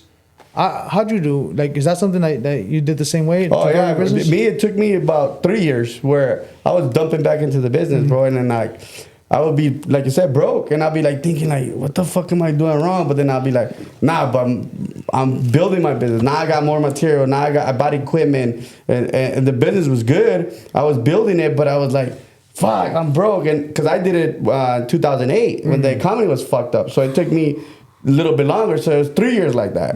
It wasn't until like the fourth year I was like starting to see the light at the end of the tunnel, you know. But that's 100%. You got to put it back into the business, or you want to stay in the hole in the wall forever. Yeah, you know what I mean. Are you gonna be content and just be like, and then like you said, grab that money and buy jewelry, buy new clothes, new shoes, go to the club, and you're gonna be there 20, 30 years, and you're gonna call that life? That's not life. You're stuck. Hey, to each his own, bro. There's some people that still do it nowadays, and I'm like, hey, bro, I salute you. I feel bad. You better be doing something though behind closed doors, bro, because you know, us as men, I feel like, especially leaders, I consider myself a leader. I'm not only a leader at home. I'm a leader like everywhere I go. Right, you know, 100%. like in my business and stuff. We have to make sure that we're looking at the bigger picture. Right. You know, thinking ahead for the people that can't. Yeah. You know, so there's some people that you know, like they don't no piensan en nada, bro. No. Just think about the today. The today, the weekend. Guess what, bro? Like there's somebody once said, bro, that one of my wife's cousins, you know, I try to hang out with people that the mindset, you know, you know, and he's like, Primo, he says, one day the day's gonna come, your body's gonna say, yeah, I gave you all I have. Mm-hmm. Your back's gonna be like, you're done, bro. Your knee, you know, everything, you're done. I don't care who you are. I don't care how strong you are. Yeah, when you get old. Yeah, you know, yeah, exactly. And you had the time. We all know this, you know. So like I said, the leaders, as being a leader, it's not just about like, oh, me. No. Sometimes we have to step back too. It's not just about thriving forward or pushing forward all the time. We have to learn to stop. Really just stop, breathe, step back, and just look at what's really going on. Okay, if I keep going in this direction, is this where I want to be at? Right. And I think it comes down to growth. Like to me, if I'm not growing, it doesn't make sense. Because we go back to the same thing. If you're doing the same thing, and I said this before, for 20, 30 years, the same thing you've been doing, you call that life? I mean, by any means, but I don't call it life. You're not growing, bro. That's not life. You're doing the same thing for 20, 30 years. Nah, I got to continue to grow. You know what I mean? And that's the part of, like you're saying, be a leader and because as you're growing, you're helping other people to evolve themselves, you know, in different ways, different aspects of life. No, I think you're right. Yeah, and I've always said this, like all the politics going on and everything. I don't talk about politics. I don't talk about religion. Same. The way I respect everybody's opinion. Yeah, exactly. And at the end of the day, I just think that like no matter, somebody taught me this. My boss at Mendoza Trans Inc. He's like, no matter what happens, you have to worry about your family. Right. You have to worry about your home. You have to worry about your own. Right. And then so I adopted it. You know, a lot of things, a lot of information, you adopt it. Right. Real quick, I want to point something out. And I don't know if you remember this conversation I had with you. There was a time in my life, bro, I was doing really good. I wasn't doing really good, but I was just like, man, just blessings on blessings. And I was like, dude, what the heck? And I remember when I started feeling, bro, like, damn, I don't think I deserve this. You know, I haven't worked for this yet, you know, like, and I remember texting you, bro. And the reason why is because I respect you, you know. I respect your game. And then I was like, man, I remember texting, hey, bro, you're like, what's up, bro? I was like, hey, do you ever feel like you don't deserve, you know, like you kind of don't deserve, you know, the good things that are coming? And then I remember your answer, I was stuck with me. Your answer was, if you didn't deserve it, you wouldn't get it. Exactly. You know, and I like that. Yeah. And that, bro, made me change my mentality, you know, of thinking, because sometimes we're not used to things like that. Yeah. So we're used to, sometimes, like, when you put in the work in certain areas, other things come like nothing. It's crazy. Like, for example, let's just say myself. Oh, no, I can't say myself. I'm married. But let's just say, let's just say my friend over there. You know, I don't know if you're married, bro, and I don't want to put you on the spot. No, but let's just say this. Let's just say this, all right? You're hanging out around this gentleman, and then you start seeing how important it is to be in shape, You know, you don't only look good, but it changes the way you think. You know, you're able to see opportunities. You're able to be sharp. You know, you're able to focus on other things. Now, let's just say you work really, really, really hard with this gentleman, and you're like, you know what, I'm gonna get in shape. Well, guess what else becomes easy? Opportunities. Doors open for you, bro, without you even thinking about it. Or girls. When girls come with you, you know, to you, you're like, damn, I wasn't even looking for you. Right. You know, but that's what I felt like and when I was growing, like, and all these things were happening, like, I felt like it was too much. Like, hold on, I don't deserve this. I'm gonna lose it. I'm messing up. What am I? You know, when you told me that, it made me realize that when you do something so good, other things just come easy. Yeah. You know, like I was just having business opportunities that I would have never thought I had. I've had some bad ones too, you know. Right. But I never had, and I was like, well, hold up, this is paying me this much a month, and you know, passive income. I was like, I don't have to be there. You're like, you know, I'm like, bro, like, and then everything becomes skeptical. Now you're like, hold up, what's going on? What's going on? You know, and I'm like, and I'm like, you know what, dude? Like, I just feel like I just feel like, you know, I felt like I didn't deserve a lot of things that were happening. But I've been there where, not that I didn't deserve, but I was like kind of skeptical, right? But now I'm like, no, fuck yeah, I deserve this shit. I worked my ass off for this. I put in that work. Everything I've been through. So you look back at that, and that's how I see. So that's why when you asked me, I was like, bro, if you didn't deserve it, you wouldn't have it. It kind of justifies it. Yeah, it kind of gives you like the truth about it. Yeah. Yeah, no, for sure, man. So we ended up doing that, and then from there, bro, just like I've always liked the real estate game, so I kept buying houses. Mm-hmm. I kept buying houses, and I kept selling them. I kept flipping them. You know, flipping them. I've been to the title company like 13 times, so that means 13 transactions. Whether I was buying, refinancing, whatever I was doing. I ended up when I bought the second house, I met a gentleman named Joseph. He mentored me in the real estate game. Nice. And then he was another person, bro. Like my credit was like whack and everything. So he ended up he took me in under like to help me out. And then he would charge for it, but he never charged me. And then one day I asked him, hey bro, so how come you never charge me? He says, I don't charge you because you do exactly what I tell you to do. And you do it, listen. Yeah, you do it fast that it doesn't even like, me da gusto ayudarte. Yeah. You know, I'm talking about like, if he tells you, hey, call this credit card company, tell them you want an increase. Bro, like if it's 5 o'clock, the next day, I put it on my schedule. You know, and 8 o'clock, I'm calling, hey. You know, and then, so by like, 3 o'clock, I'm calling him, hey bro, I did it. I was able to do this, I was able to do that. They denied me, but you know, they said this, and that.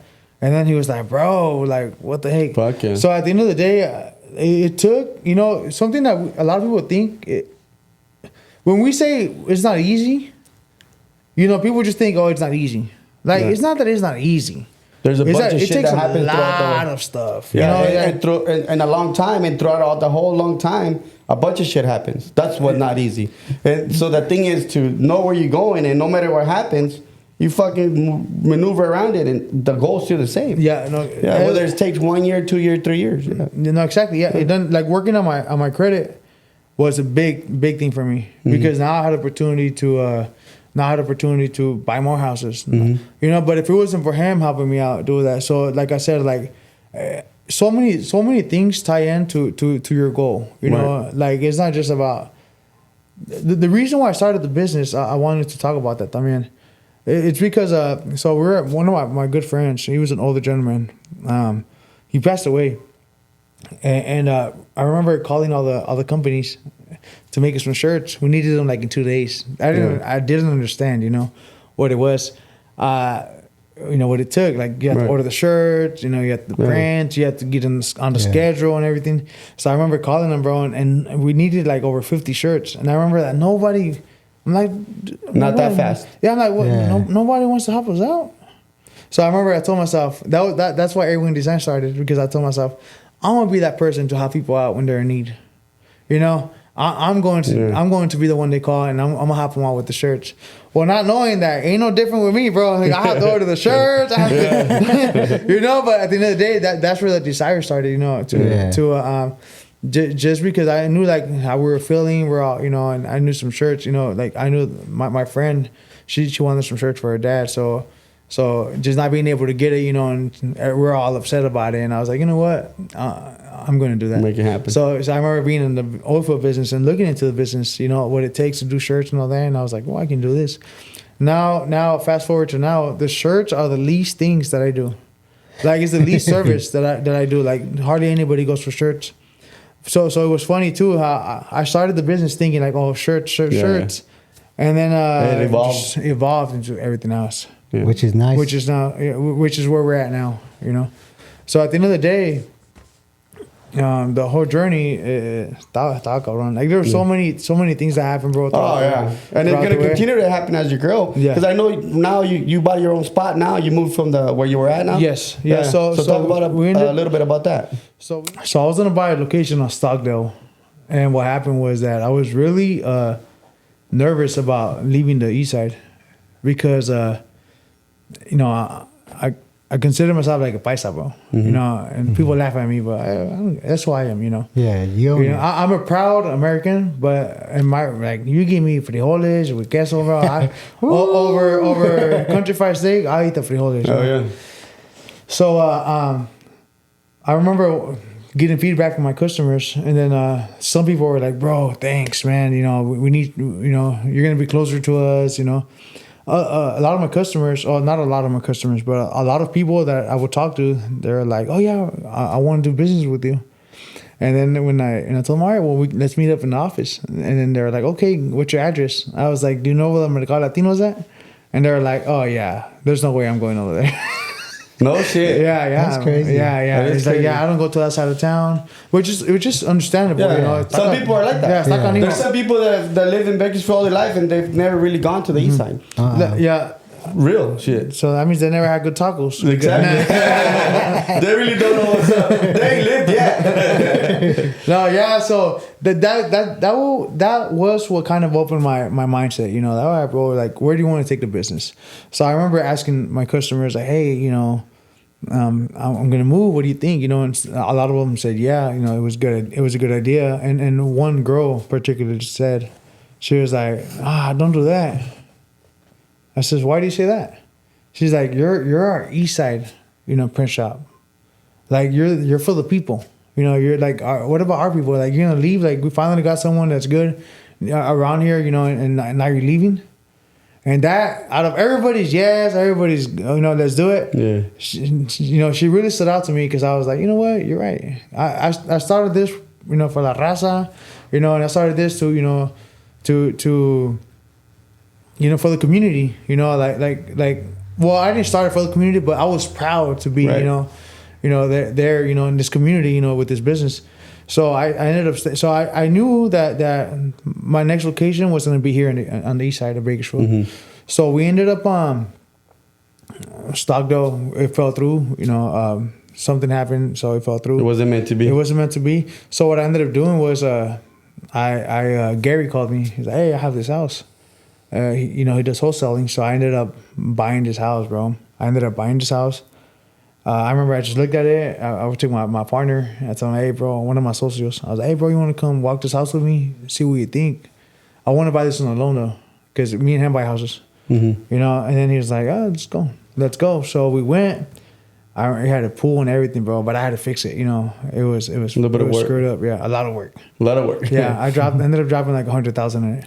Fuck. Yeah, so I go up, bro, and I went in and we walked in, and I remember leaving, driving off. And then my partners, I was like, what do you think? I was like, bro, I like to have a second set of buyers because I used to be an impulsive buyer. Now mm-hmm. I try to think about it a little bit, but it's always good when you're buying something like that, you're spending investment. Big money, like hundreds of thousands. It's not just like 10,000. Right. So I go and I tell him, what do you think? He's like, la neta, güero? He's like, está chingona. It's not bad. He's like, I would get it. So I remember I just stopped, turned around. I said, hey, I want it. He said, you want it? Yep, don't show him no more. So I shook his hand. I ended up buying it, bro. And then, so fast forward, I stopped looking for a commercial place. I really liked that one. I had bought it initially for my mom, mm-hmm. And then after like seeing the money just flowing like a freaking llave, that one, you know, just flowing, bro. Like everything was so expensive. Yeah, I spent a lot of money, you know, so I said, I'm gonna sell it. I said, nah, I have to sell this. Get some money back. Yeah. What messed me up was that at that time a law went in that was you can't because I was doing cash out refis. Where I couldn't do a cash out refi until I had to wait a year. Oh, so I was to wait a year. Yeah, so I was like, I'm gonna have over $200,000. You know, aquí en esta liquid casa. invested. Yeah, and I can't cash that's not out. good. Yeah, I can't Have to cash wait. out. That's not good. I says, nah, I have to sell it. You know, that was the only reason why I sold it. To be honest. So I fixed it up, bro. Right? We fixed it up, and then I remember. So I bought it for $170. Right. Me salió, at the end of the day, me salió like $210 because I had to pay the commissions and blah blah blah. You know, and what happened was that I ended up selling it for. I remember I called when it was done. I called Gary back. I said, "Hey Gary, do you want to help me sell it?" And then he's like, "Sure." And then he's like, "I think we should sell it for like $320 or something." I says, "Nah, we're gonna sell it for $365." And then he's like, "That's a lot of money." I says, "Look, if you respectfully, if you feel like, you know, that's not something you want to help me out with, it's fine. I'll find someone else." He says, "Oh no, I'm all." He says, "I'm all for it. Let's do it." Bro, we ended up selling. Everybody was like, "Oh, you're not gonna sell it." Every professional, you're not gonna sell it. Not for that much. You're crazy. It was a remodeled house. I remodeled brand new pool, bro. Brand new pool. You put $100,000 in there. Yeah, I put the cemento on the pool, everything. You know, like it was a brand new pool. A new what's it called when they do the plaster? Stucco, the plaster. Yeah. Yeah. So you know, and then I ended up selling the house for. Gary and I were laughing because I ended up selling it for $366. So $1,000 over, and everybody, bro, was like, "You're not gonna sell it. You're crazy. You're crazy." So I got a nice chunk of change. I got all my money back, bro. Plus, you know. That, and then I was like, wow, like, I'm not gonna lie to you, bro. Payday. I'm not gonna lie to you. It was a beautiful payday. And I remember like I was already going broke. I was already like, fuck, you know, I need to sell or I'm gonna. You gotta do something. Yeah, I gotta do something, you know. So that house actually caused me to start going bald a little bit, bro. Like I started losing a little bit of hair. I'm not gonna lie to you, bro. It was savage, you know. The stress. That's what it takes. Yeah, the stress, and it really took a toll on my marriage too. No, I wasn't married yet, but it took a toll on my relationship with my wife and with my girlfriend. Everything does, bro. The good and the bad. It not a toll, but it affects it. Yeah, you know what I mean. Big time. Yeah, big time. More than we think, and I can see why, because I was working 7 days a week. Yeah. You know, after the shop, having to go there, I was buying material. I was like, spending money. I love it, bro. Like something about it, like look, it's just like the grind. I love it, bro. Like, you know, it keeps me going. Like, but I seen what I was losing in the process, so I had to make a choice, you know. And I told myself, hey, relax, you know. So I told myself I was going to take a break. Excuse me. And then Gary calls me.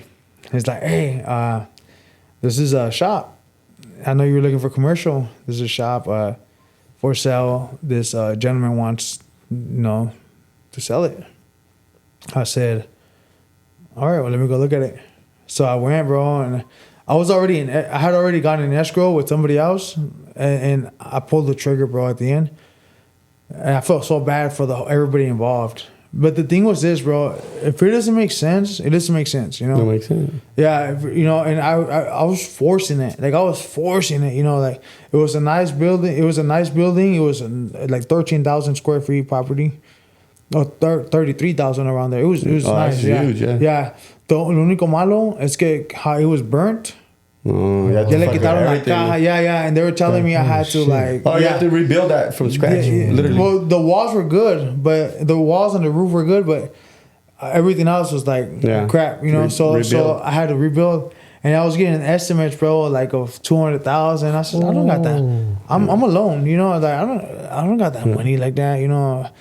I was like, I'm gonna go broke, you know, trying to fix this place, and I'm gonna end up losing it. So the last day, bro, before escrow closed, I backed out. And I felt so bad for my realtor, and I apologized to them. I told them, you know what, bro, it just doesn't make sense to me. Yeah. Like as much as I want it, it's not a good business investment at that point. Decision.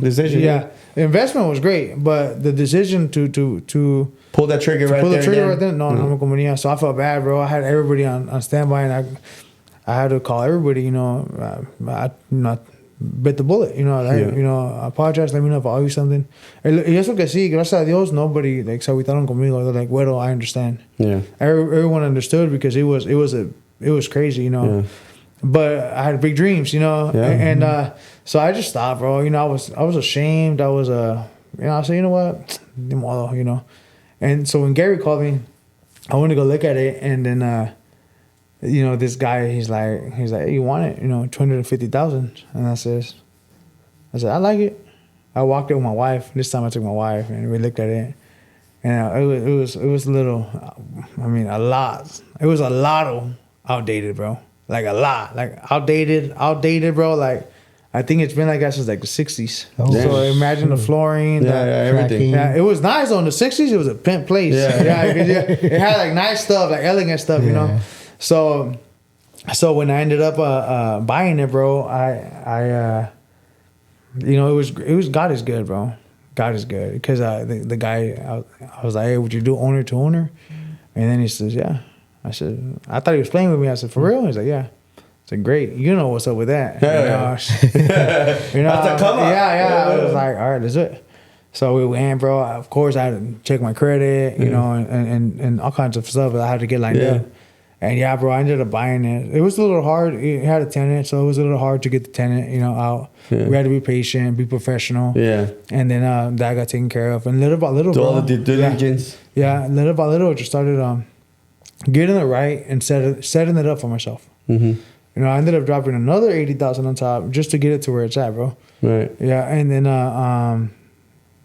so now I'm here. Like fast forward, I'm here. I've only had it since February, so fast forward, I'm here, and I'm just like, okay, I don't know why. I'm not only terco, bro. I'm very desesperado. How do you say that in English? Yeah. Like you want something now.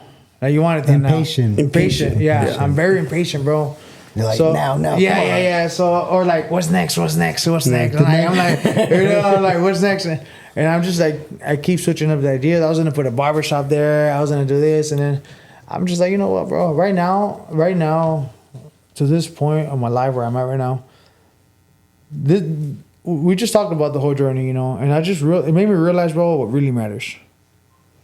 You know, and it's not gonna go down to. I'm not gonna. This is a you know, the name of the podcast, Passion to Paychecks, right? Mm-hmm.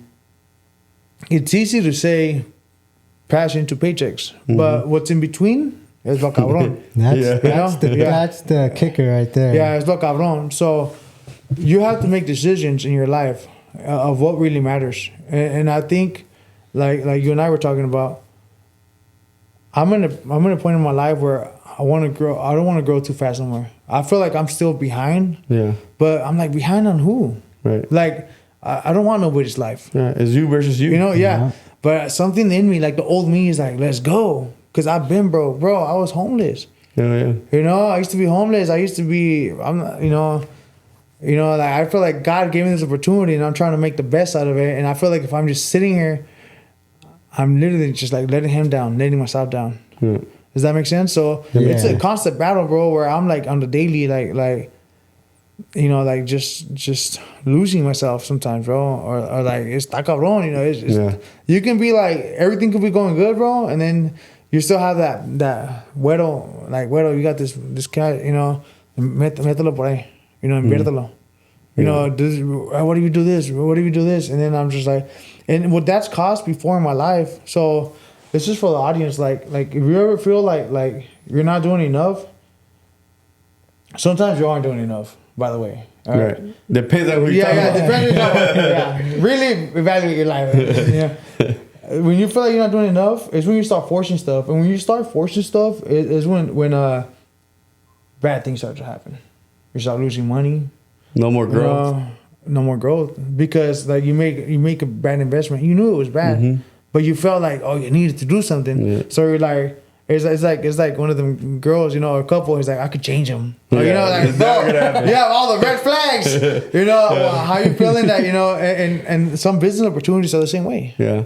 You know, the red flags are there, but we're like, no, yo puedo, por mis huevos. You know, sometimes like chill out. Yeah. And I'm learning, to do that. It's hard, bro. Like even up to now, like this day, like I had to sit there and tell myself, hey, relax.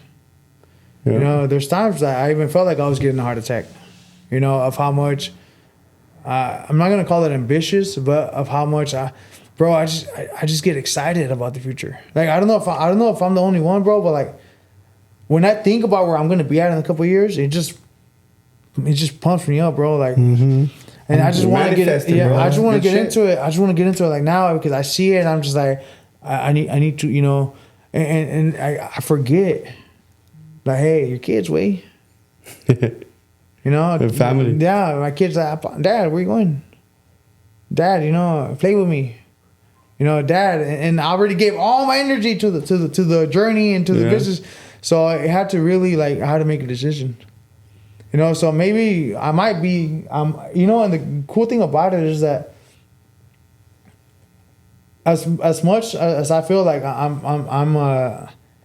want to be ahead or further ahead, I have to realize that where I'm at, it's a great place to be at. Oh yeah, 100%. It's kind of like being grateful. Yeah, it's kind of like Yeah. being grateful in a way. You have to learn to be grateful, and that's what I'm doing right now. I'm just grateful where I'm at, and I'm learning to kind of just.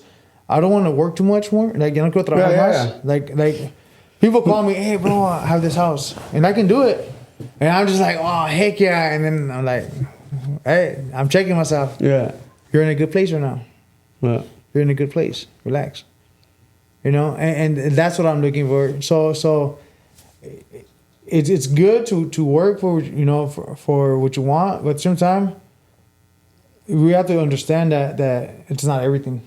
It's not everything. It's life is more than working, and that's something that everybody in my life told me. I was like a workaholic.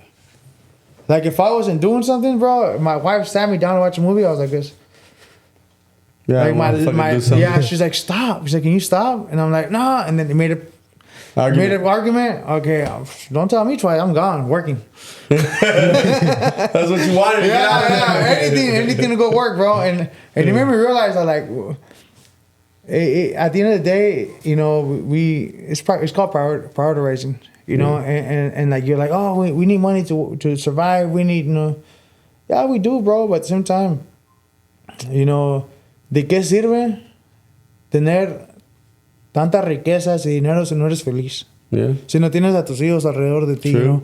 And that's what I'm realizing, bro. Like I'm realizing that's like a whole different growth. Oh yeah. And you know what it makes me feel like? It makes me feel like I'm going backwards in a way, because you're not used to that. Yeah. It makes me feel like I'm easing off on the gas, and it sucks. It's like a sorry feeling that sucks at times, but then last night, bro, I was playing with my kids. My wife, she started working, so it was just me and the kids, and we were playing the Nerf gun. Yeah. Like, bro, I got beat up. It was 3 against 1. They were shooting me in the face. It's bro. Savage. Hey, and I wanted to play one game because I told my kid, you're like, Dad, can we do this? You're like, yeah, tomorrow. Yeah. To. And tomorrow came. My son's 7 years old. He's like, hey, Dad. You said today. Bro, he had the guns lined up. He was ready to go. All the ammo. He had his backpack. He had his glasses, safety glasses. To do this. Yeah, everything. He's like, Dad, are we going to play now? I says, mijo, hold up. Like, why are you attacking me? No, hold on, mijo. I just got here from work. Let me relax a little bit. Okay, and he was right there, bro, with his backpack. Yeah. Dad, you ready? And you know what? I told myself, all right, bro, like, just like you commit yourself, when things get hard, but you're like, nah, I'm going to push through for this business opportunity. I'm going to push through for this project. All right, do that for your kids. Yeah. So I went, bro, and I remember I told him, I put my phone down and said, all right, you guys ready? Yeah, and then we set the rules, bro. Like, I'm with the luces, and we're freaking, bro. I was getting smashed on, bro. I was like, oh, dang. I felt like I called my wife. I told her, hey, they're jumping me over here. Help me. So, I know that's going to be impactful in their life. Yeah. It's so big, bro, like in memory. So when I lost my father at 12, bro, he left some money. He left some money. I think he left like $7,000 or something like that. Back when I was 12. Bro, I never saw the money. I never like the money doesn't mean shit. Even now, like at some point in my life, it did, you know. Right. But even now, I'm like, you know, like you know what I remember? I remember, you know, him taking me to go eat a la via. Yeah. I used to love tacos, bro. I used to like. It came to a point where I was like, bro, I'm done. I'm done eating like. ¿Quieres comer? Sí. Tacos La Villa, bro. Right there in California. Let's go. Tacos La Villa, bro. I already knew what he was gonna get. Tacos de asada, like same thing every single time, bro. And I was like, ¿Quieres comer? At the end, I was like, nah, you know. I'll go eat with my tia or something because he ate the same thing. Yeah. You know about the good memories? Yeah. But those are the good memories you cherish. Yeah. The memories. So at the end of the day, it's like, at the end of the day, bro, like, you know, it's good to set your family up, you know, but at the same time, bro, I learned a lot throughout the years, bro. Like before, I was like, I'm going to give my kids a house. I'm going to give them this. I'm going to give them that. Now I'm like, yeah, give them a house, you know. But at the end of the day, I want to show them, you know, like the real shit. Right. You know, like how to be, you know, purpose, how to have purpose in life. Right.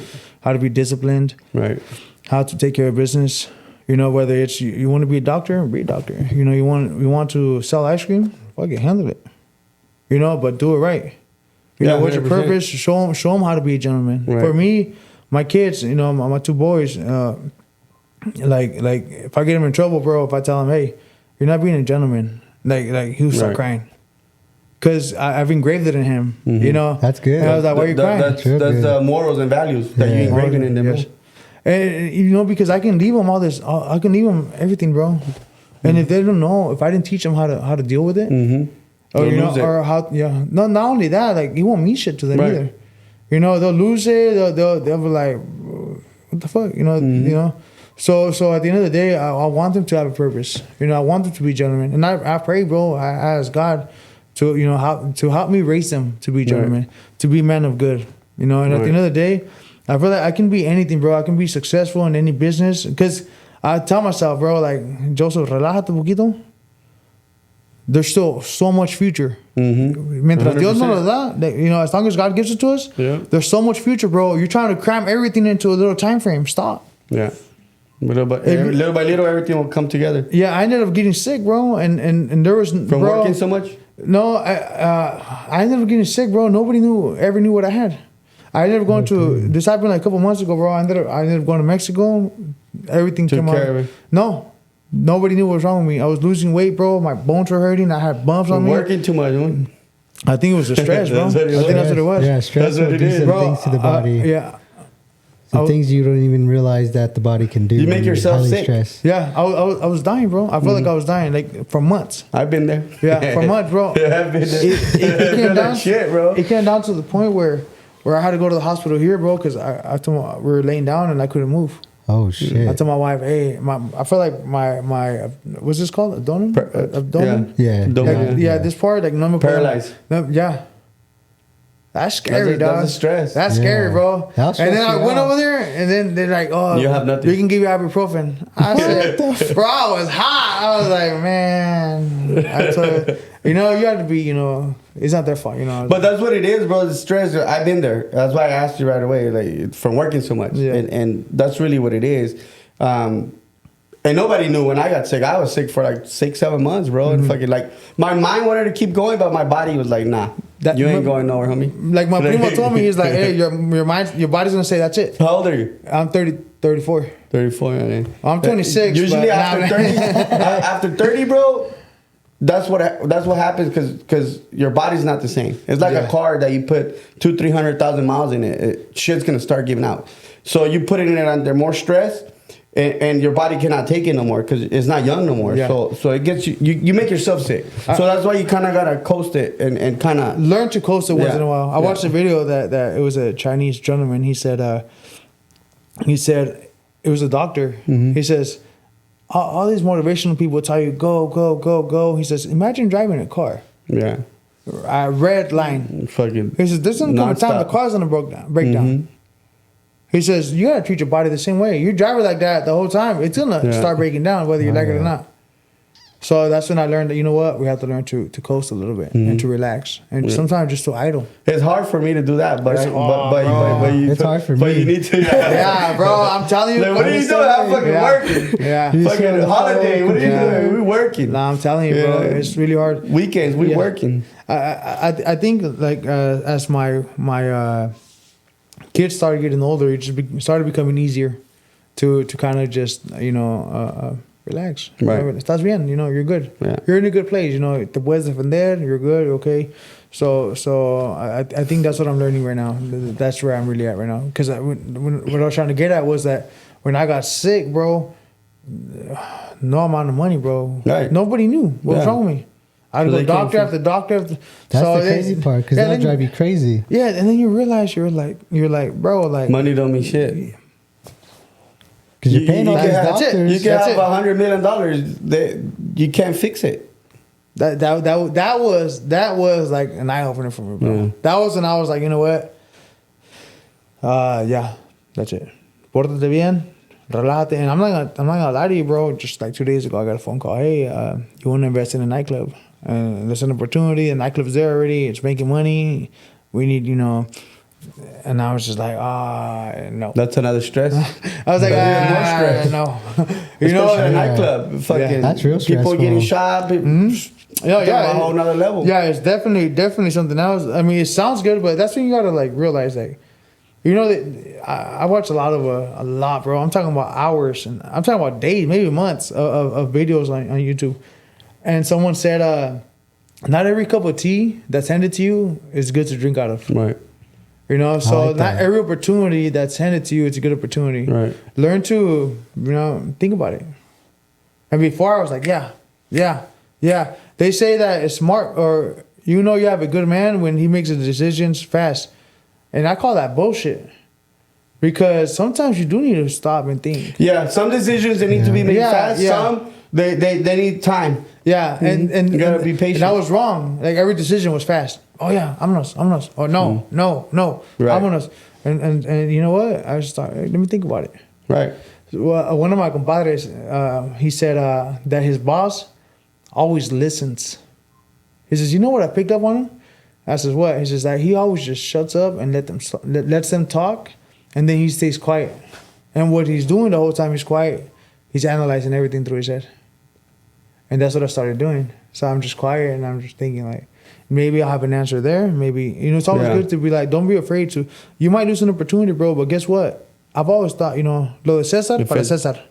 If it's meant for you, Yeah, it's meant for you. yeah. And I always thought, God, I'm failing at this now, and I'm I can admit it, I used to always pray before every project, like, God, if this is for me, please allow it to happen. And if it's not, and then go ahead and just remove it.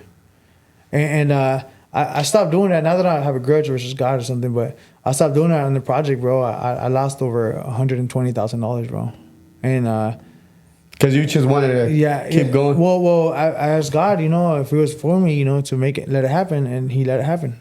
I felt like He let it happen. I felt like everything fell in place for it to happen, and I ended up losing that, that money, and then I ended up almost getting into some legal trouble just because, I was like, what? Well, that's a lesson, though. Yeah, that was a lesson. He wanted to teach you a lesson. So that's what I'm trying to tell you, bro. Not a bad lesson. Yeah, not a bad but lesson. a lesson to get you ready for what you got coming next, which is going to be bigger than the 120 grand. Oh, bro. I'll tell you that much. Te digo algo, bro? I know that for a fact. I got friends. We all got friends, bro. And I'll tell you what, bro. When that thing happened, bro, I had people on my house. Yeah. They were just, let's go. Yeah. That's right. I bet. Yeah. That's right. And I was like, one phone call, bro, one decision, te lo juro, bro. and that fucks shit up. Te lo juro, bro. I was walking out of the gate, and then I says, I don't know, what the fuck am I doing? I was like, bro, you got kids. Mm-hmm. I got kids. Like, Not worth it. It's not like that before. It's not like before. Like, chill out. And then he's like, no, fuck that.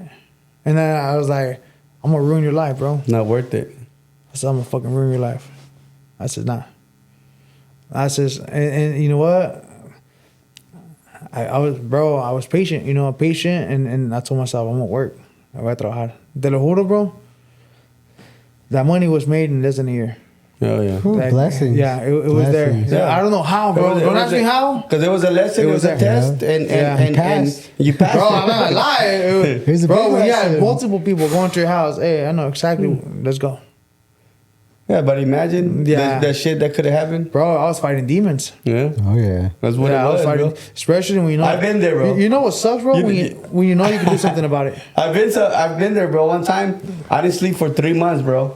Thinking and playing all the scenarios that I could do. And like I said, all I had to do was like, hey, we're going to do this. We're working late. Bro, I didn't sleep for 3 months. But then I made the right decision. You fight demons. I bro. let it go. Yeah, I think that's the hardest part. I bro. It is. When you have a I choice, let that shit go. when you bro. have a choice, Yeah. that's really, Yeah. really like. I remember that. Like, I love my wife. You know, I love her, bro. She's very special to me. I remember one time, bro. I was, because you're in your head. Oh, yeah. You're in your head, bro. You know, it hurt. That project hurt a lot of people. You know, and then so I was in my head one day, and she's like, "What's wrong?" I said, "Nah, I just can't stop thinking about it." And it was like a month and a half, 2 months. Yeah, and she it was takes like, time. and she was like, "You're still with that?" Bro, I wanted to punch her in the face. I was like, man, but it was a reality check. I'm still Yeah. with that. Yeah, let that shit go. Yeah, bro. You gotta let it go. Yeah, bro, I got in them bus without walking. I'm gonna let that be the enemy. Yeah. You know? Like a remake it. Yeah. Look, Nah, you bro. remade it in a year. Yeah. Less than a Yeah. year. Oh yeah, bro. And I was like, that's when I was all right. It's go time. Yeah. You know, and like at the end of the day, you take it like a lesson. I don't know how to learn from that one, but everything checked out. When the time comes, Yeah. Mm. I was everything checked out. I feel like there was a lesson there that I'll understand, as time goes. Yeah. Yeah. All right, bro. 100%. So what else? We're good, or what else? Well, anything you want to add? Yeah. Any kind of advice you would give to the audience as far as life, business, anything you'd like to share? Well, I think I did already enough. But One last little. So I just want to add to this. If you're starting, because I deal with people that are starting, a lot. That's where I mainly deal with those people. It's called passion to paycheck. All right. Don't leave a paycheck for your passion until your passion pays, pays you and it's paying you. It's easy to say, get up and go. And because we hear people say like, oh, go do it. Sometimes, it's not as easy as it sounds. And I can say this because I deal with a lot of customers, that they do that. And what happens? A lot of truckers, a lot of people that welded before, they worked for oil fields, they want to go get their trucking license, and they did hot shots. They did they got in the semi truck business. A lot of people did great, but a lot of people failed as well. So because the game changed for the trucking industry. So if you weren't deep, great. It was great. Yeah, no, if you weren't deep. Oh, if you weren't deep, yeah. No. Yeah, if you weren't deep, you lost it. They weren't paying for loads no more. The brokers weren't paying. People were selling trucks. People were selling that right there is a lesson. So if you like doing something, do it as a hobby. That time you spend playing games, drinking with your friends, maybe doing other things. Use that time to grow in your passion. If passion is good, I think definitely my passion was helping people out, and I feel like that's what like I didn't see it as work. I literally did not see it as work. Like I was literally just the only thing I felt like is I was away from home. Right. But family. Yeah, but I didn't see it as work because I had a gentleman, like older gentleman, like 35 years old or 40 years old. We did his van, bro, and he's from Tehachapi. He's a great guy, and we did his van, bro. We put his logo on it and everything, bro. And he shows up and he's crying, and I was like, that was his dream. I was like, "You're alright, bro?" I was like, "What's up, bro? Everything good?" And then he's like, "Bro, like you don't know." That was his dream. Yeah, since I was a kid, bro. Like you guys turned my dream into reality, bro. Since I was a kid, yeah. like years, it took me for me to finally get my van, and I'm getting the chills now, bro. It was just like, damn, Make you feel good. this is this is why I do my high. You know, like you're like. This is why I do it. Yeah. My why. Yeah. So for the people, bro. Like when I'm talking to people, bro, like they're like, "Guero." I'm like, it's crazy because now they want to talk to me only. Yeah. Like, you know, somebody else answers the phone. ¿Está Guero? No. Okay, pues dígale que me llame. And I'm just like, oh, like, all right, you know. Now I'm more into the running the business, like, you know, the back end. But I'm like, hey, what's up? He's like, hey, bueno, agarré otra troca. Oh, hey, ¿qué, bro? He's like, yeah, bro. I want you to do the same. I want you to do this. Can you help me out with this? You know, and stuff like that. And it's just like, it makes me happy, bro. It makes me happy. You know, just at the just this year, there's a company I want to give them a shout out. It's called Roof On Brand. It's a compañía, bro. When you let yourself get guided, you're gonna win. Right. You know, I'm not By the right best. person. I'm not the best, bro. But I have an idea. Mm-hmm. This guy, bro, he's the first guy I ever known bought a canopy. Right? He puts it at every location, bro. The canopy is 10 by 10. It's like 14 foot tall. He puts it in the front for his team to hang out, eat lunch, you know, drink water, whatever. All the neighbors are seeing it, bro. Okay. He's like, bro, you know how many people call me because of the canopy? Yeah. Oh, this Free promotion. Free promotion, bro. He's killing the game, bro. I'm so proud of him, bro. It's two brothers. I'm like proud of him, bro. Like you see the growth. I'm talking about like boom. Yeah, fuck yeah. You know? So oh damn. See, I lost track. Shout out to Roof On Brand, bro. I'm really proud of you. And thank you for allowing me to help you out, you know, and be part of your journey in that sense. But so the advice I would give to them is that just make sure that when you're getting you know, when you're getting into your passion, because some people like to paint or like color and stuff. Make sure you're in the right market, bro. Like, don't leave everything you know. If you're getting good money now, you know, you're in a good spot, but you're like, hey, I know my paintings are going to kill it. You know, I'm going to leave my job and start painting. Nah, bro. Start painting now. Start setting yourself up. Always have a plan. Always have a plan, bro. And always make sure that you stick to the plan. Sometimes you have to adjust a little bit, but hey, my goal is to be here, so just stick to it, you know. And don't, a lot of times, you know, it's about adding. So don't be afraid to let go, but also know when to let go. When to let go of that job. When to let go of this opportunity. When to let go of something that's, you know is holding you back. So always, like, all that matters, you know. So my advice to you is don't do things just you know, because they sound cool. Or don't do things because they sound easy. You know, do things because you're really going to commit to them. And do things because you already did your research, you know, and you know that that's what you want to do. Because we see it a lot. They leave a good job, and then they go try to pursue their dream, and what happens is they fail. And then they go back with their head down, like, and they go back to ask for their job. Now they don't want them. Now they're doing something else. At the end of the day, all you have to do was do a little bit more research. Set yourself up a little better. You failed because you failed to plan. Yep. You know, so... Really, just don't be close-minded about anything. You know, the craziest thing, bro, like, I mean, look at Amazon, bro. You know, look at people like that. I mean, but it's savage. Look at you, started bro. a hole in the wall. Huh? You know what I mean? Look at you, bro. Like, you know, like you started like, from the bottom too. I want my shop. Yeah. You know, look how much stress it took for me. Look how much you could have gave up. A lot of people give up. You know that, right? Fuck, bro. I know a lot Many of people times I fucking Most people bang my head against the wall, but they don't see that. You know, they're fucking. You're lucky because you have this. Yeah, but I earned that motherfucker. You know, I deserve it. You know, like fucking all that shit I went through. I used to ask myself, why am I doing this? Why am I here? I can get a regular job. Yeah. I can get my boss always tells me, he says, Joseph, you have a full-time job here whenever you need it. You're ready. And I'm like, Nah, I don't tell him that. I tell him, thank you, bro. I appreciate you. You know, but in my head is like, you know, I need to make this work. You know, and that's my goal. So that was my advice. I don't know if it works. Okay, If it sounds works good. for you, you know, just hopefully it That's does. definitely good advice. I think that's really good. More people need to hear stuff like that. So thank you, Guero, for sharing your story. Much appreciated. Appreciate you guys. Nice having you. And we will catch you guys on the next episode. What's your story?